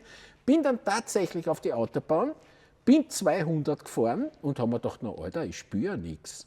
Überhaupt keinen Winddruck, bin da drauf gesessen, und dann ist mir einer entgegengekommen und den wollte ich grüßen, ganz stolz. Und dann ist aber so, wenn du da draußen bist aus dem Wind, das war ein Wahnsinn. Ja. Und deswegen, das ist natürlich ein echter Meilenstein, nicht nur in meiner Erinnerung, sondern es ist das erste serienmäßig voll verkleidete Motorrad der Welt. Wo die Verkleidung auch wirklich aufs Fahrzeug optimiert ist, beziehungsweise das als eine Einheit sozusagen entwickelt wurde. Und wie gesagt, man war im Windkanal, damals haben wir noch gar keinen eigenen, also wir hatten eine Karte aufgebaut in unserem Testgelände, sind nach Italien gegangen und also haben da einige Stunden verbracht. Ich habe auch gesehen, wo man mit alten Verkleidungen probiert hat. Auch hier, das ist sozusagen dieser alte Keder, dass du hier ein bisschen, wenn du jetzt guckst, hier diese Delle drin hast oder diesen Schlenker, das war früher aufgesteckt. Das einfach, dass du zum Beispiel kein Spritzwasser abkriegst. Das heißt, es war nicht nur Wind, sondern es war auch Wetter im Endeffekt. Und das ist, glaube ich, schon so dieser Meilenstein. Ja. Und das, was man eben BMW dann in der Presse vorgeworfen hat, dass man beim Antrieb sehr konservativ ist, um es positiv, um es neutral zu sagen, hat man dann einfach versucht, dass man wieder sehr stark auf den Fahrer eingegangen ist. Ja. Man kommt vielleicht auch in der Zeit, wenn man sagt, was BMW auch damals gestattet hat, so zu der Zeit. Also es gab dann nochmal die RT mit Ausleihen dafür, nicht ganz so sportlich ausgelegt, für noch mehr Windschutz und Wetterschutz. Man hat ums Motorrad herum, also heute würde man auch sagen, diese 360-Grad-Denke. Das heißt, wir haben angefangen, dass wir einen Helm angeboten haben, dass wir Koffer angeboten haben als Hersteller, also nicht und relativ früh angefangen, die auch selber zu entwickeln. Also nicht sagen, ich gehe jetzt beim ersten Helm, ist man noch zur Firma Römer gegangen, wir Eltern kennen die als Nonplusultra der Helme damals. Und hat den umgelabelt, sage ich mal, aber schon sehr bald kommt dann der erste BMW-Helm, der Klapphelm. Der Systemhelm. Ja, der Systemhelm. Ja. Also BMWs Erfinder des Klapphelms hat ja dann auch ganz viele Helme gekriegt oder diese Karten Polizist im C1 mit einem Klapphelm, ganz. Aber du bist Brillenträger und Raucher, also was gibt es Besseres als ein Klapphelm, muss man sagen. Ist heute auch Standard, wenn du wenn du auch in einen Zubehörladen gehst. Aber da war es auch mal darum, dass wir gesagt haben, wir entwickeln mit. Wir wollen nicht nur ablehnen. Dann fängt es mit der Fahrerausstattung. Ich denke jetzt mal gerade an den Atlantis, also ein Lederanzug, der praktisch wasserdicht ist. Na, aber das hat es nicht damals schon gegeben, das gibt es jetzt. Wie? Nee, es gab damals schon einen Atlantis. Ja. Wann gab es den Bo? Jetzt bin ich überfragt, 90er Jahre. Wirklich? Ja. Okay. Also über 20 Jahre auf jeden Fall. Aber dann hat man sich natürlich, keine Ahnung, wir bauen jetzt die Helme nicht in Berlin am Band zusammen. Dann sage ich, da gibt es den Spezialisten, in dem Fall war es Schubert, mit denen arbeiten wir zusammen. Beim Lederanzug, ich traue mich kaum zu sagen, gingen wir zu Lodenfrei, weil die das gut schneidern konnten. Also eigentlich ein Nobelanbieter im Bereich der gehobenen Trachten, aber einfach, weil die Fertigung dann gut können. Und dann fängt es an mit Fahrertrainings, die man anbietet. Motorradreisen schon sehr früh, auch in die USA. Fahr mal hier einmal Arizona 2 Tage lang geradeaus bei sengender Hitze auf einer BMW. Es gab den Markt. Also wenn man sich heute anschaut, wie viele Reiseanbieter es gibt und wie BMW auch kooperiert, man hat es den amerikanischen Kunden angeboten. Wenn die, holt euch hier in Europa das ab, fahrt mal über, wir organisieren das auch für euch. Den Enduro-Park in Heschling später. Also man hat immer ab Mitte der 70er Jahre, sage ich einfach, auch weiter gedacht als jetzt das reine Produkt. Und das kommt alles aus der Zeit, wo ich sage, okay, was habe ich hier für Koffer? Dann gehe ich zu Hause und sage, okay, ihr könnt Koffer bauen, wir sehen das aber so und geht mal mit bei uns in den Windkanal, machen wir das mal. Aber das heißt, dieser Rückzug vom Rennsport hat auch insofern was Gutes gehabt, weil man sich auf was anderes konzentriert hat und dort halt wirklich viel Hirnschmalz eingesetzt hat. Also ich weiß nur von diesem Klapphelm, ich schaffe das nicht mit einem Klapphelm, egal, obwohl ich Brillenträger bin, aber ich weiß nicht, dass dieser BMW-Systemhelm, der hat sich auch hunderttausende Mal verkauft. Das war eine richtige Königsidee. Wir haben Jahre gehabt, da haben wir mehr Helme verkauft als Motorräder. Das heißt, es war jetzt kein Fanboy, der sagt, ich fahre einen BMW und muss auch einen BMW-Helm tragen, sondern dass du einfach sagst, die passen. Also das ist ganz gut. In die 80er Jahre war es halt so, diese BMW-Autos, die waren ja wahnsinnig sportlich, haben ein richtig sportliches Image gehabt und die Motorräder halt nicht so. Da ist das halt ein bisschen in eine andere Richtung gegangen, wobei man das jetzt auch super erklärt hast, dass es so einfach eher darum gegangen ist, diese Leute einzubinden, dieses Motorrad als wirkliches Freizeit-Abenteuergerät irgendwie zu positionieren. Und da hat es dann was gegeben, das war dann wirklich ein Wahnsinn, das war diese 80G-S. Das war, glaube ich, dann, also mir selber, obwohl ich nie mit so Offroad-Rädern was zu tun gehabt habe, Motorräder zu tun gehabt habe, hat es mir damals, das ist natürlich durch alle Medien gegangen, diese ganz arge Hinterradaufhängung. Und ich muss da ganz ehrlich sagen, ich verstehe das bis heute nicht, dass das stabil sein kann, aber das ist ein Wahnsinn. Sehr wie mir. Wirklich? Ich frage mich auch manchmal, warum Motorräder nicht einfach umfallen, wenn man sie vom Ständer nimmt. Na, aber das war ein Meilenstein, oder? Ja, es ist aber aus der Not geboren, muss man dazu. Aus der Not? Ja, manchmal ist der Hunger der beste Koch oder die Not der beste Ingenieur. Wir haben hier diesen 2-Ventil-Boxer. Der leistet noch 70 PS mit 1000 Kubik. Und dann kommen aber schon die Regulatoren in Zukunft. Das heißt, man weiß, der Motor ist am Ende. Okay. Es kann nicht mehr weiterentwickelt werden, was Leistung angeht. Also Lärm, Abgas. Um's einfach Damals schon? Ja. Ehrlich? So, ja. Das ist ja Wahnsinn. So, dann das heißt, man überlegt sich was Neues. Da kommen wir später drauf, die K-Baureihe. Man hat dann das Konzept gefunden, weiß aber, eine komplette Neuentwicklung dauert ein paar Jahre. Wie überbrücke ich die Zeit? Man hat eine neue Motorradmannschaft gehabt, die relativ unbelastet ranging und gesagt, was können wir? Und da sind welche hingegangen, wir haben da was im Keller stehen, mögt ihr das mal angucken? Das war dann so ein Prototyp von der GS. Er hat gesagt, was ist das? Also man muss dazu sagen, der Vertriebsmann hatte mit Motorrad gar nichts am Hut, wurde aber extra dafür genommen. Das war ein guter Vertriebler. Ja. Der Chef von Motorrad war der Personalvorstand, also von der Gesamt AG. Ja. Die hat man da eingesetzt und gesagt, so, ihr seid gute Manager, jetzt guckt mal. Und die haben auf die Leute gehört. Und dann sind die hin, haben das gezeigt. Was ist das? Ja, das haben wir uns selber gebaut. Wir fahren ja Geländesport, also man hat ja Six Days gefahren. Aber das sind die von unseren Mechanikern. Die müssen ja auch mal, die fahren zwar nicht die Sonderprüfungen mit, aber die müssen mal über unbefestigte Straßen fahren. Die fahren auch mal ein Stück über verwurzeltes Waldgelände.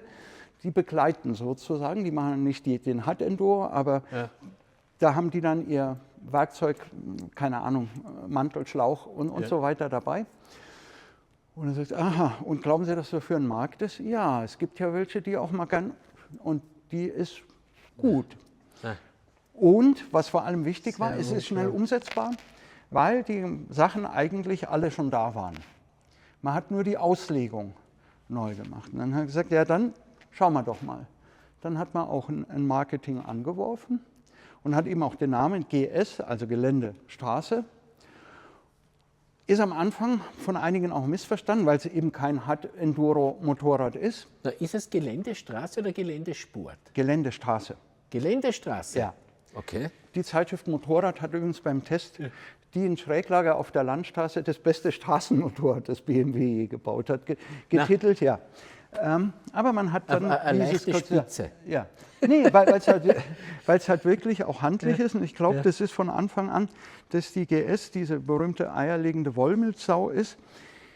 Vielleicht haben andere besser Wolle und besser Milch, aber dieses Gesamtpaket, da ich sage, damit kann ich jetzt, da fahre ich eine Passstraße, anschließend fahre ich über einen Feldweg. Wie gesagt, dieser Hard-Enduro fährt sowieso. Wie groß ist da der Markt? Ja. Muss man ja einfach sehen. Ja. Aber die sagen, ich fahre jetzt auch mal den Feldweg und fahre mal über Kies und keine Ahnung. Oder zumindest wissen, ich könnte es machen. Wir haben dann auch natürlich Leute gehabt, die das gemacht haben. Also berühmt ist der Helge Petersen, der letztes Jahr noch, glaube ich, seine letzte Tour gemacht hat, der einmal 400.000 Kilometer um die Welt gefahren ist. Wow. Das auch dokumentiert hat und das Motorrad uns gegeben hat, gegen eine neue GS ausgetauscht hat. Ich glaube, der war 8 Jahre unterwegs. Wir haben es auch in kleinerem. Auch Werbeaufnahmen, das sind teilweise BMW-Mitarbeiter, die da in der Wüste ihr Zelt stehen haben und das Motorrad daneben, also die das wirklich getestet haben. Und dann ging es natürlich, ja, kann die denn wirklich Offroad? Und damit gingen wir dann zur Paris-Dakar. War eine Idee von BMW Frankreich, wo man sagt, können 800 Kubik Boxer, 200 Kilo vollgetankt, kann der fliegen? Ja, er konnte. Also man hat es dann gewonnen, 4-mal zwischen 81 und 85. Und das war dann nochmal so dieser letzte, sage ich mal, Popularitätsschub. Dass man halt, und da fängt man dann auch plötzlich wieder im Motorsport an, was ich jedem sagte, ich habe ein Basismodell in Serie, mal einen anderen Tank, mal ein bisschen was am Fahrwerk, aber im Prinzip ist es das, was der Kunde kaufen kann. Und dann habe ich das. Ja, das war großartig. Und das ist sozusagen, wenn man sich jetzt anschaut, für was heute GS steht, an Stückzahlen. Wir haben auch nicht nur die Boxer GS, wir haben ja auch die mittlerweile von Einzylinder parallel Twin. Fehlt demnächst noch eine 6-Zylinder GS, aber ich darf das sagen, ich bin nicht mehr im aktiven Leben und was ich für die Zukunft sage, glaubt mir sowieso keiner. Nein, aber das wäre jetzt so dieser Gedanke, dass man sagt, man hat da auch wirklich ein Segment aufgemacht. Voll. Und plötzlich habe ich es wieder, was ich mit der Strich 5 sagte. Das Gesamtpaket zählt. Da muss jetzt nichts klar. Ich habe hier für die Medien nochmal die Einarmschwinge, diesen Monolever. Habe ich nochmal ein bisschen Gewicht gespart. Dass die Leute aufmerken. aber es ist im Endeffekt ein konservatives Motorrad. Ja, aber es passt. Aber mit einem wirklich breiten Einsatzzweck, mit einem innovativen Einsatzzweck. Ja. Also ich kann mich auch erinnern, wie das gekommen ist. Also mich hat dieser Monolever, das habe ich einfach nicht verstanden. Verstehe ich, wie gesagt, das verstehe ich bis heute nicht. Ich finde es großartig, Du sparst dass dir es den funktioniert. klappbaren Kotflügel zum Räderwechsel. Du machst wie beim Auto. Ja, das stimmt. Und ansonsten das mit der Paris-Dakar war natürlich göttlich, weil das hat natürlich eine echte Breitenwirkung. Ja. Es schaut wahnsinnig toll aus, ist das echte Abenteuer-Motorrad. Und wenn man dort gewinnt, dann kann man auch Offroad. Ja. Was man natürlich auch dazu sagen muss, ganz am Anfang waren die Verkaufszahlen jetzt nicht so exorbitant, wie sie heute sind, aber es hat gereicht, sozusagen dem Motorradgeschäft das Überleben zu sichern, weil natürlich die neue Mannschaft, das war sozusagen die letzte Trumpfkarte. Also wir können den Laden auch zu, wenn ihr weiterhin so, dann, also das wurde diskutiert und man kann sagen, wir haben ein paar Retter in der Modellgeschichte gehabt, also die Stich 5, die nach der Krise zum passenden Zeitpunkt da war. Und die Zeit dann bis zu den K-Modellen, wo ich jetzt dann plötzlich in mehr Zylinder, mehr Leistung, mehr Elektronik, aber ich glaube, da kommen wir dann. Das schauen wir uns jetzt an. Ich sage es ganz ehrfürchtig, BMW K1.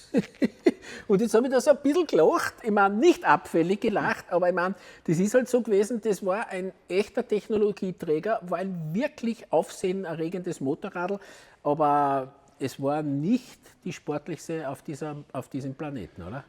Nee, ja. Das war aber auch nicht der Anspruch. Okay. Das muss man sagen. Also, wir haben ja vorhin gesprochen, dass der Boxer an die Grenzen kommt.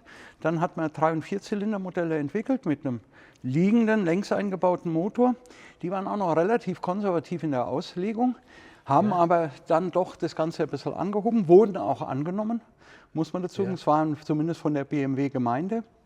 Ja. Und man hat da schon eher Technologie, also man hat mit Einspitzung gearbeitet und so weiter und hat diese Technologie dann einfach immer weiterentwickelt oder neue ins Motorrad gebracht. Also wir haben jetzt hier, gerade jetzt bei der K1, zwei meiner Meinung nach entscheidende Innovationen, die im Motorradbau reinkamen, die BMW bei den 4-Zylinder-Modellen halt eingeführt hat. Das ist einmal der geregelte Cut, hat heute jedes Motorrad, einen Cut haben wir schon. Und wir haben ABS, das ist der ABS. Also wir reden über das Jahr 1990. Ja. Also wir haben jetzt 35, 36 Jahre her. Da kommen wir damit rein und das ist dann eben alles in die K1 sozusagen eingeflossen, also 4-Ventiltechnik.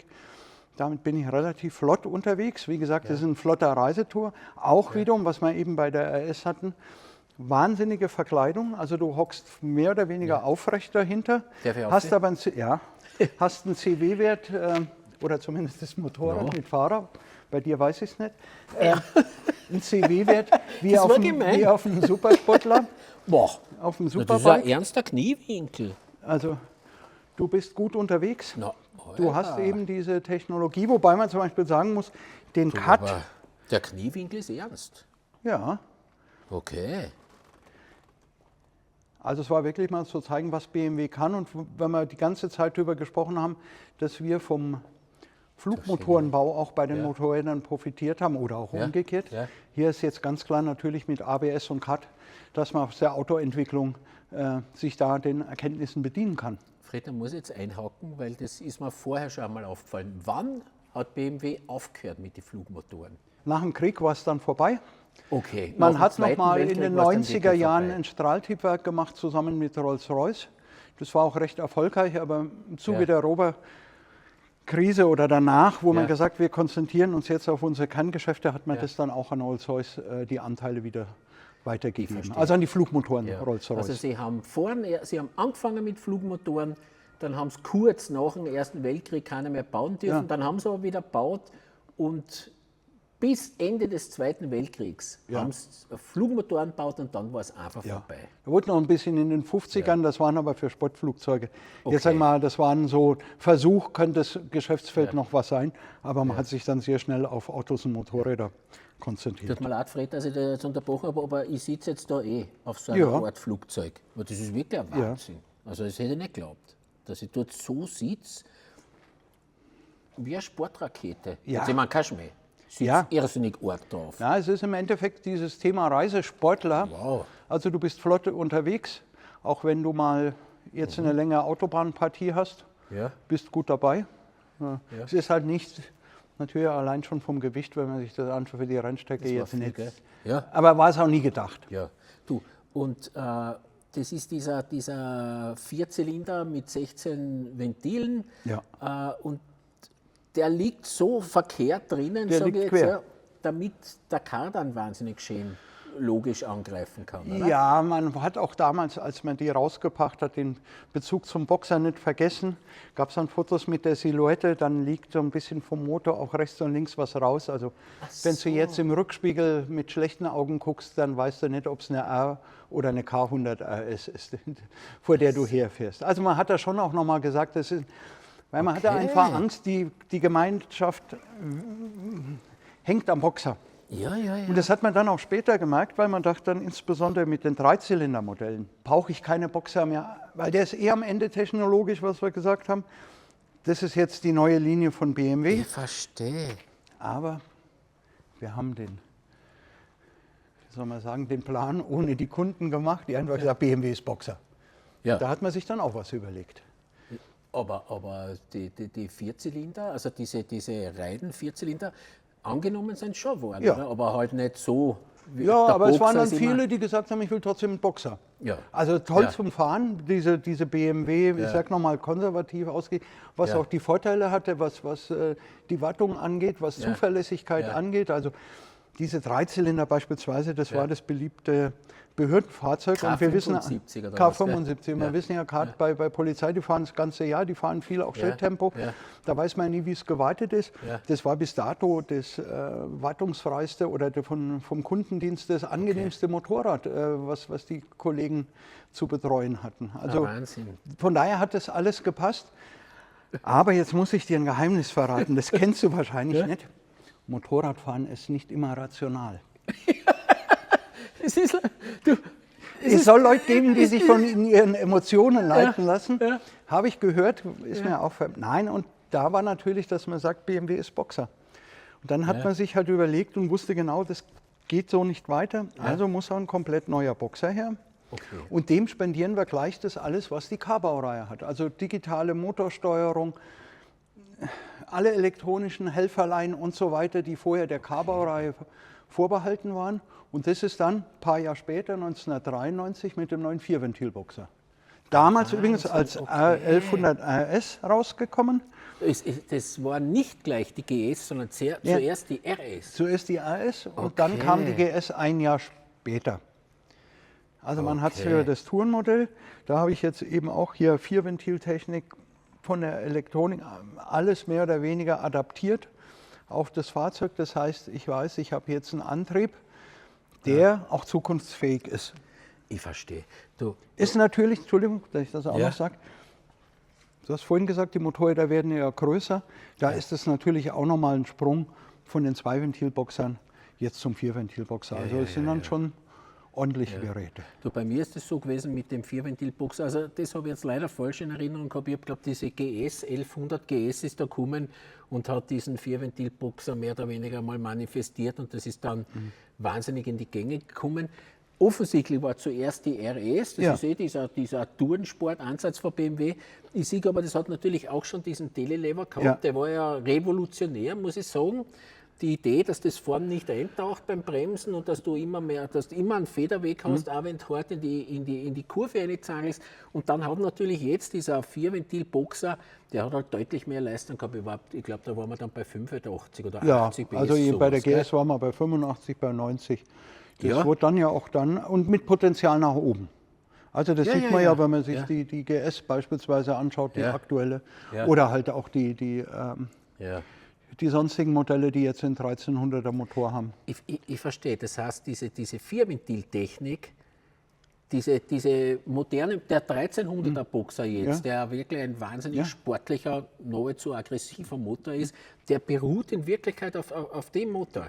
Im Prinzip in den Grundzügen ja, wir haben natürlich Veränderungen, also irgendwann, der hat jetzt eine oben liegende Nockenwelle, die angetrieben, dann habe ich irgendwann mal 2, ich habe eine Doppelzündung gekriegt und so weiter. Ja. Habe jetzt natürlich auch bei der neuen ein anderes Package mit dem Getriebe, Anordnung und so weiter. Ja. Aber es ist im Prinzip sagen wir mal, dieser große Sprung. Die R32 bis zur A100 RS sind auch gigantische Sprünge. Ist im Prinzip, sage ich mal, der luftgekühlte Zweiventiler. Und jetzt habe ich halt den Vierventiler mit elektronischer Unterstützung, nenne ich es mal. Super. Mit allem, was sozusagen auch das Regal für die K1 beispielsweise, also was hier noch in der Avantgarde war, ist dann mehr oder weniger ein paar Jahre später in Mainstream eingezogen, wenn du es so haben willst. Also auch natürlich mit Cut, mit ABS. Und man muss dazu sagen, bevor natürlich auch die gesetzlichen Bestimmungen das gefordert haben. Also sehr witzig, sehr witzig mit dem Cut, der hat am Anfang doch Leistung gekostet, war optional gegen Aufpreis erhältlich und ich glaube 40% haben den geordert. Also kostet mich mehr Geld und kostet mich Leistung. Es zeigt dann vielleicht schon auch, dass BMW-Kunden ein bisschen anders sind als vielleicht die von anderen Herstellern, was ja auch gut so ist. Ja. Du, das finde ich jetzt ganz großartig. Das war natürlich ein wichtiges Modell. Ich hätte geglaubt, das ist die R1100 GS. Ja, du bist ja hier, damit du was lernst. Genau. Bravo, das hast du wirklich super gesagt.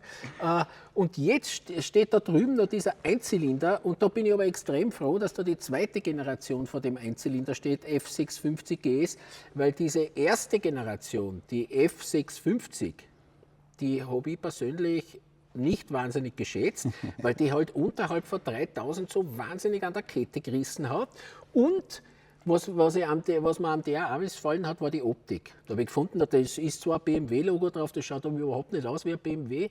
Und jetzt muss ich nur, damit ich das ausführe, und dann, ich weiß nicht, so 3-4 Jahre später ist dann dieses Modell gekommen, die F650 GS. Und das kann ich mich noch erinnern, nach wie vor dieser Einzylinder mit Einspritzung. Ja. Und damals war gerade die Zeit, wo diese Motorradeln, die von Vergaser auf Einspritzung umgerüstet worden sind, das war alles schlecht. Das war so digital und war gegen einen Vergaser nicht super. Und deswegen habe ich mir gedacht, das wird eine Katastrophe sein auf dem Einzylinder, aber das war einfach eine wirkliche Offenbarung. Das war großartig abgestimmt, war viel besser wie der Vergasermotor. Und das, glaube ich, hat sich ja dann wirklich durchgesetzt.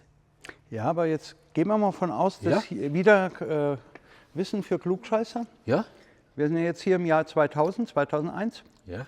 Was glaubst du, ist das meistverkaufte Motorradmodell von BMW im 20. Jahrhundert? 20. Jahrhundert? Also 1923 bis 1999. Du kommst nicht drauf, das ist nämlich die F650. Na wirklich, aber das gibt's doch nicht. Und wir haben uns ja schon mal darüber unterhalten, für mich ist das ein wahnsinnig wichtiges Motorrad, unabhängig von der Optik, vom Reisenabtreiter, das Vorgängermodell. Okay. Und zwar war das ja wirklich ein totaler Bruch. Also jetzt kann man ja darüber reden, ob die K-Modelle schon ein Bruch mit der BMW-Tradition war. Ich habe ein Motorrad, Einzylinder, der nicht von BMW ist. Ich habe einen Antrieb per Kette und ich lasse das Motorrad auch noch in Italien zusammenbauen. Ja. Also eigentlich alle BMW-Werte. Es hat aber funktioniert. Ja. Und ich glaube, das war dann ganz wichtig für all das, was fernab vom Boxer in den nächsten Jahrzehnten gemacht wurde. Also dass wir sagen, wir gehen in Superbike oder wie auch immer, dass im Kopf schon mal klar war, die BMW-Marke steht nicht unbedingt für einen Kardan und einen Boxer, sondern da ist mehr dahinter, das ist ein Gesamtbild. Ja. Und das hat man, glaube ich, bei der F650 gehabt.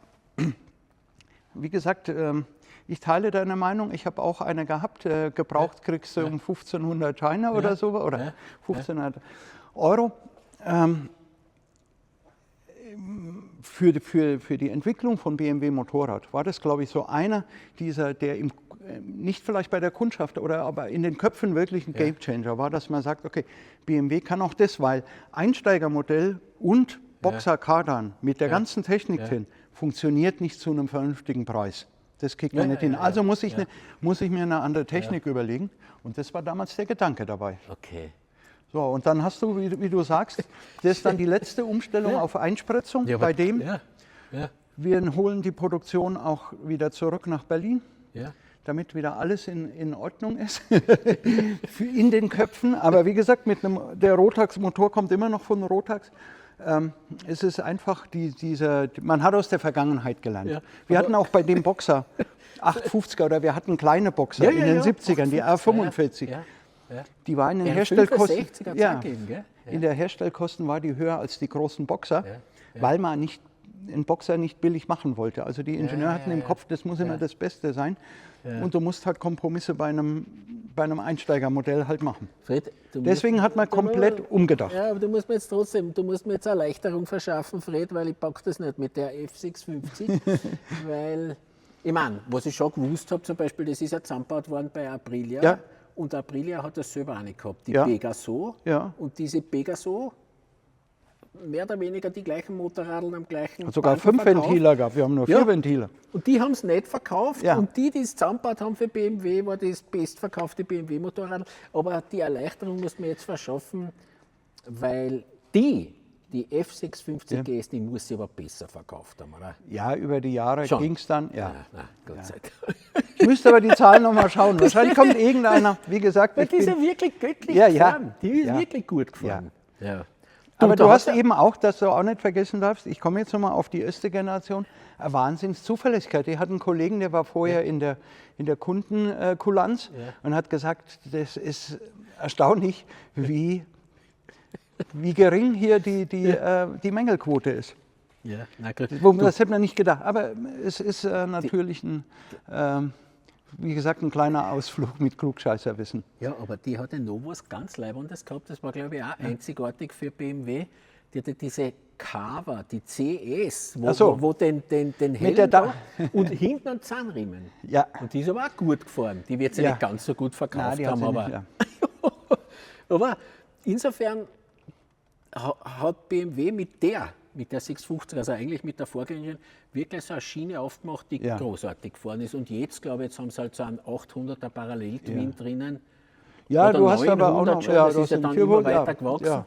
Aber das ist beruht im Endeffekt auf dieser Maschine. Diese Überlegung, eine BMW muss nicht unbedingt Kardan und Boxer haben oder ein noch größeres Aggregat, Ja. eben die 3-4 Zylinder. Das ist dieser Gedanke. Und ich meine, sind wir mal ehrlich, wir reden ja jetzt auch hier über ein Motorrad mit 50 PS. Also wir reden ja nicht über was kriecht. Und damit hast du natürlich auch andere Möglichkeiten, dass du sagst, die Technik schreitet voran. Ja. Wenn ich nicht wo lebe, wo ich unbegrenzt Autobahn bis zum Anschlag fahre oder geschweige denn, sondern einfach mehr auf Landstraßen, normalen Autobahnen bewege, ist es ja ein flottes Vorkommen.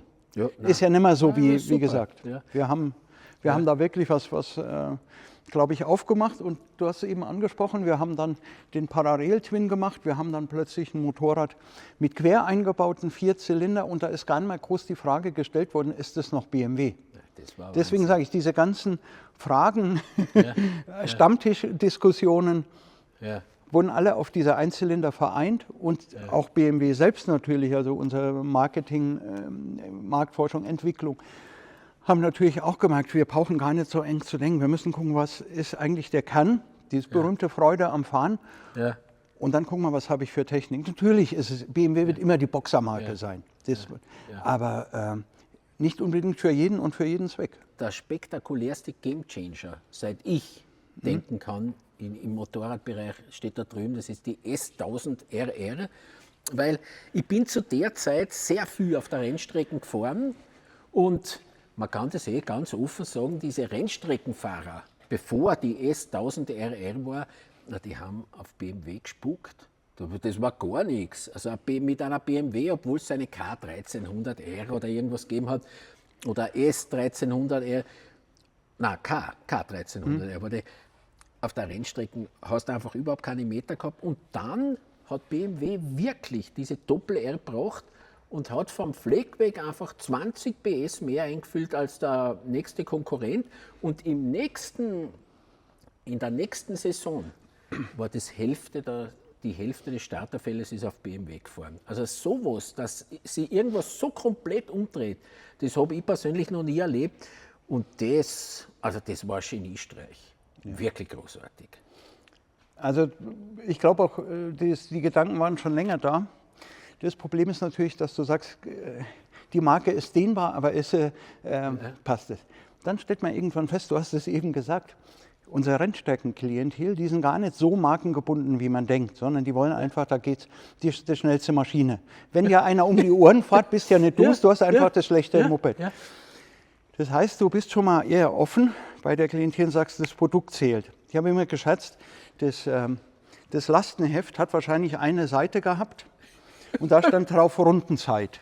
So, das heißt, dem hast du alles untergeordnet. Ja. Dazu kam natürlich auch, dass die für ein Superbike im Vergleich damals zur Konkurrenz durch die ganzen elektronischen Assistenzsysteme relativ einfach zu fahren war. Auch für Umsteiger und so weiter. Also da waren die anderen schon nochmal, die weitaus mehr gefordert haben. Und hier stellst du fest, mit weniger Einsatz kannst du eigentlich bessere Zeiten fahren. Das heißt aber, ist dann dieser Klientel schon mal die Marke egal. Dann gehst du nochmal hin und hast das zumindest mal gehst in die Superbike-Weltmeisterschaft, fast mal gewonnen. Aber du bist in den nationalen Meisterschaften, wo du halt wahnsinnig gut bist. Du bist bei diesen Langstreckenrennen, bist du mit oder ganz oben mit dabei. Und natürlich, was mit Sicherheit auch ist das Thema TT, dass man dann BMW England nach 75 Jahren George Meyer gesagt hat, das schaffen wir jetzt. Wir haben ein Motorrad, was das kann. Jetzt holen wir uns noch einen Fahrer mit Michael Dunlop. Und das hat dann auch richtig gut funktioniert. Und ich glaube, gerade die Leute, die sich auskennen, wissen, dass die Belastung von so einem Motorrad auf der Isle of Man nochmal ungleich härter ist als auf einer ebenen Rennstrecke. Gerade mit diesen ganzen Sprüngen, Vibrationen, dass dann irgendwann die Bremse nicht mehr gescheit greift oder es beim dritten oder vierten Mal zupacken und so weiter, weil sich halt alles verschiebt. Und damit hat man gesagt, ja, wir können es. Und es war relativ einfach, wir wollen das Schnellste haben und wir haben es gekriegt. Und dann sind auch die Kunden angesprungen. Und natürlich haben die Ersten gesagt, genau. Das ist ein bisschen. Aber ich habe noch mal Klugscheißerwissen für dich. Wir hatten damals einen Projektmanager, der extra für das Projekt von außerhalb genommen wird. Und der hat dann gesagt, so, ja, und dann brauchen wir, also der hat dann schon im Lastenheft, wir brauchen unbedingt auch Heizgriffe. Dann haben die alle gesagt, weil du jetzt bei BMW bist, denkst du hast Heizgriffe. Nee, ich mache Rennstreckentraining. Wir fahren morgens manchmal um 6 Uhr, da friert es 7. Wir machen. Somit haben wir das BMW-typische Klischee erfüllt. Wir haben Heizgriffe und die Leute lieben es und nehmen es, weil du einfach nicht nur bei schönem Wetter deine schnelle Runde hinbretterst. Das ist leibend, genau. Ja, also das ist so, glaube ich, auch wirklich. Und ich meine, wir haben dann damit für die Marke, wenn du sagst, mit dieser F650 hast du eher Einsteiger, die ist auch vielleicht finanziell Einsteiger sind im Berufsleben. Hier hast du jetzt an der Alterskohorte ist mal gekickt. Das heißt, du bist jung und sportlich. Das merkst du. Du hast aber immer noch, das ist natürlich für ein Unternehmen wahnsinnig schwierig. Du willst ja auch die klischeehaften GS- oder K100 LT-Fahrer nicht verprellen. Was geht da? Also du hast da und man hat einfach gesagt, BMW hat es technologisch drauf. Also wir haben zu der Zeit ja natürlich, jetzt kommt es auch wieder, ist ja nicht so, dass sich die Formel-1-Abteilung abgeschottet hat. Wenn da mal Fragen beim Entwickler sind, wenn es über Materialien, wenn es über die Schlepphebel und was auch immer.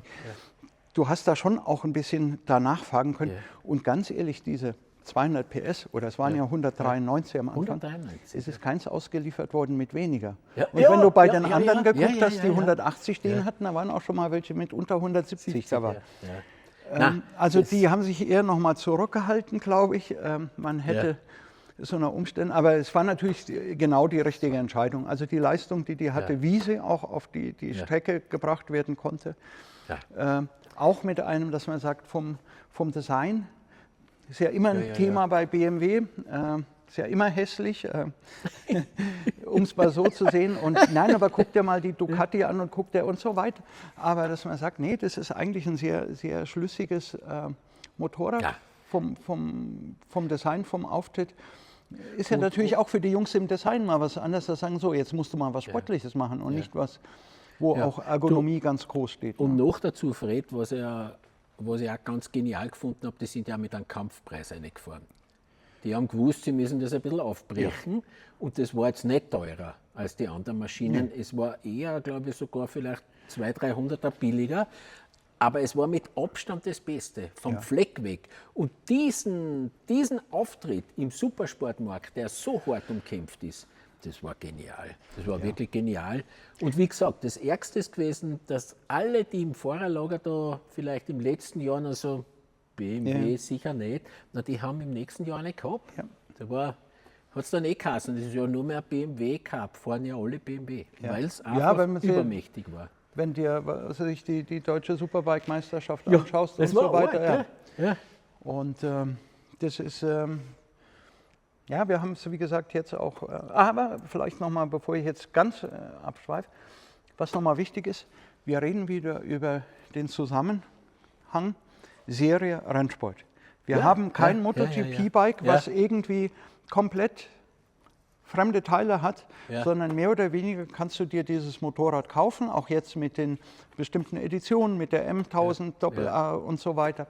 Also du kommst das, was du auf der Strecke siehst, kommst du auch als Kunde nahe. Es sind nicht zwei Welten. Ja. Also wo ich mir immer denke, Entschuldigung, dass ich jetzt abweiche, was hat Renault davon gehabt, dass sie einen Motor für Formel 1 Weltmeister hatten? Also wie hat das auf die Marke abgestrahlt? Und ähnlich ist es natürlich da, dass du sagst, wenn ich Spitzenrennsport habe, muss ich eigentlich auch ein Serienbike haben, was das Ganze sozusagen unterfüttert, was das glaubwürdig macht und was dann im Endeffekt ein bisschen von dem Geld wieder zurückspielt. Wir haben ja noch ein paar andere Gamechanger. Okay. Wenn wir sagen, das hat das jünger gemacht. Wir haben die A90, kannst du ja jetzt auch noch kaufen in Unterschieden oder jetzt als A12. Ja. Wo du auch sagst, wir gehen jetzt plötzlich in ein Segment, wir werden cooler als Marke. Ja, das stimmt. Du hast vollkommen recht, das war natürlich, da ist ein BMW auf einmal cool gewesen. Das war richtig super. Ja. Es war auch ähnlich wie die GS oder G-S muss man sagen, es haben sich ein paar Leute was überlegt. Ja. Und man hat sich auch vieler Sachen bedient, die es schon gab. Bei BMW hat es wieder anders zusammengestellt. Und natürlich ist es beim Image, wenn man jetzt dann noch sehen, ist dann trotzdem immer noch glaube ich, das Risiko höher gewesen wie bei der Doppel-A. Ich glaube, bei der Doppel-A war klar, wenn ich diese Zeiten kriege, dann bin ich da akzeptiert. Da gibt es kein anders, wie gesagt, aber bin ich jetzt cool, aber es hat funktioniert. Also ich glaube, da haben auch verschiedene Schritte mit zugetan, dass man sagt, BMW ist mehr als den der Holger Aue hinten auf der GS zeichnet mit dem Klapphelm und dem Bauch. Jetzt muss ich sagen, ich fahre auch Klapphelm und habe auch einen Bauch. Aber du weißt, was ich meine. Aber Fred, das war extrem interessant, wie gesagt hast, das war mehr Risiko. Also unternehmerisch war die A90 mehr Risiko als diese Doppler. Nee, da waren die Entwicklungskosten schon unterschiedlich. Ja. Aber ich sage jetzt mal wirklich, ob es funktioniert. Wirklich? Weil da kannst du ja nicht sagen, ich habe jetzt hier ein Lastenheft nach dem Motto, ich meine, wir haben so viele Motorräder, die K1 beispielsweise, die HP2-Geschichte, die kamen aus, alle sagen, boah. Ja. Und nach dem ersten Jahr, also wo sie dir die vom LKW runterreißen vor dem Händler, hält sich das Kaufinteresse dann doch zurück. Okay. Das wäre natürlich auch diese Gefahr gewesen, dass man sagt, dass jetzt mal so einmal ein paar BMW-Kunden, die schon Kunden sind, finden die toll. Aber inwieweit ich erobern kann, und das hat sehr gut funktioniert. Also das war so ein bisschen die unbekannte Risiko, wie gesagt, hat man es da ein bisschen anders gehabt. Ja, super, das hätte ich ganz anders eingeschätzt, aber das stimmt natürlich. Nee, das wird schon die wirtschaftliche Lage. Es war klar, wenn mich die Ziele erreiche, dann wird es auch am Markt akzeptiert. Und hier habe ich halt weiche Ziele. Bei dem anderen kann ich sagen, Beschleunigung, Kurvengeschwindigkeiten, Gewicht und so weiter. Fred, aus meiner Sicht, es wird natürlich nur etliches geben, über was wir sprechen können, aber ich glaube, diese jüngere Geschichte, die ist in den Köpfen relativ gut drinnen.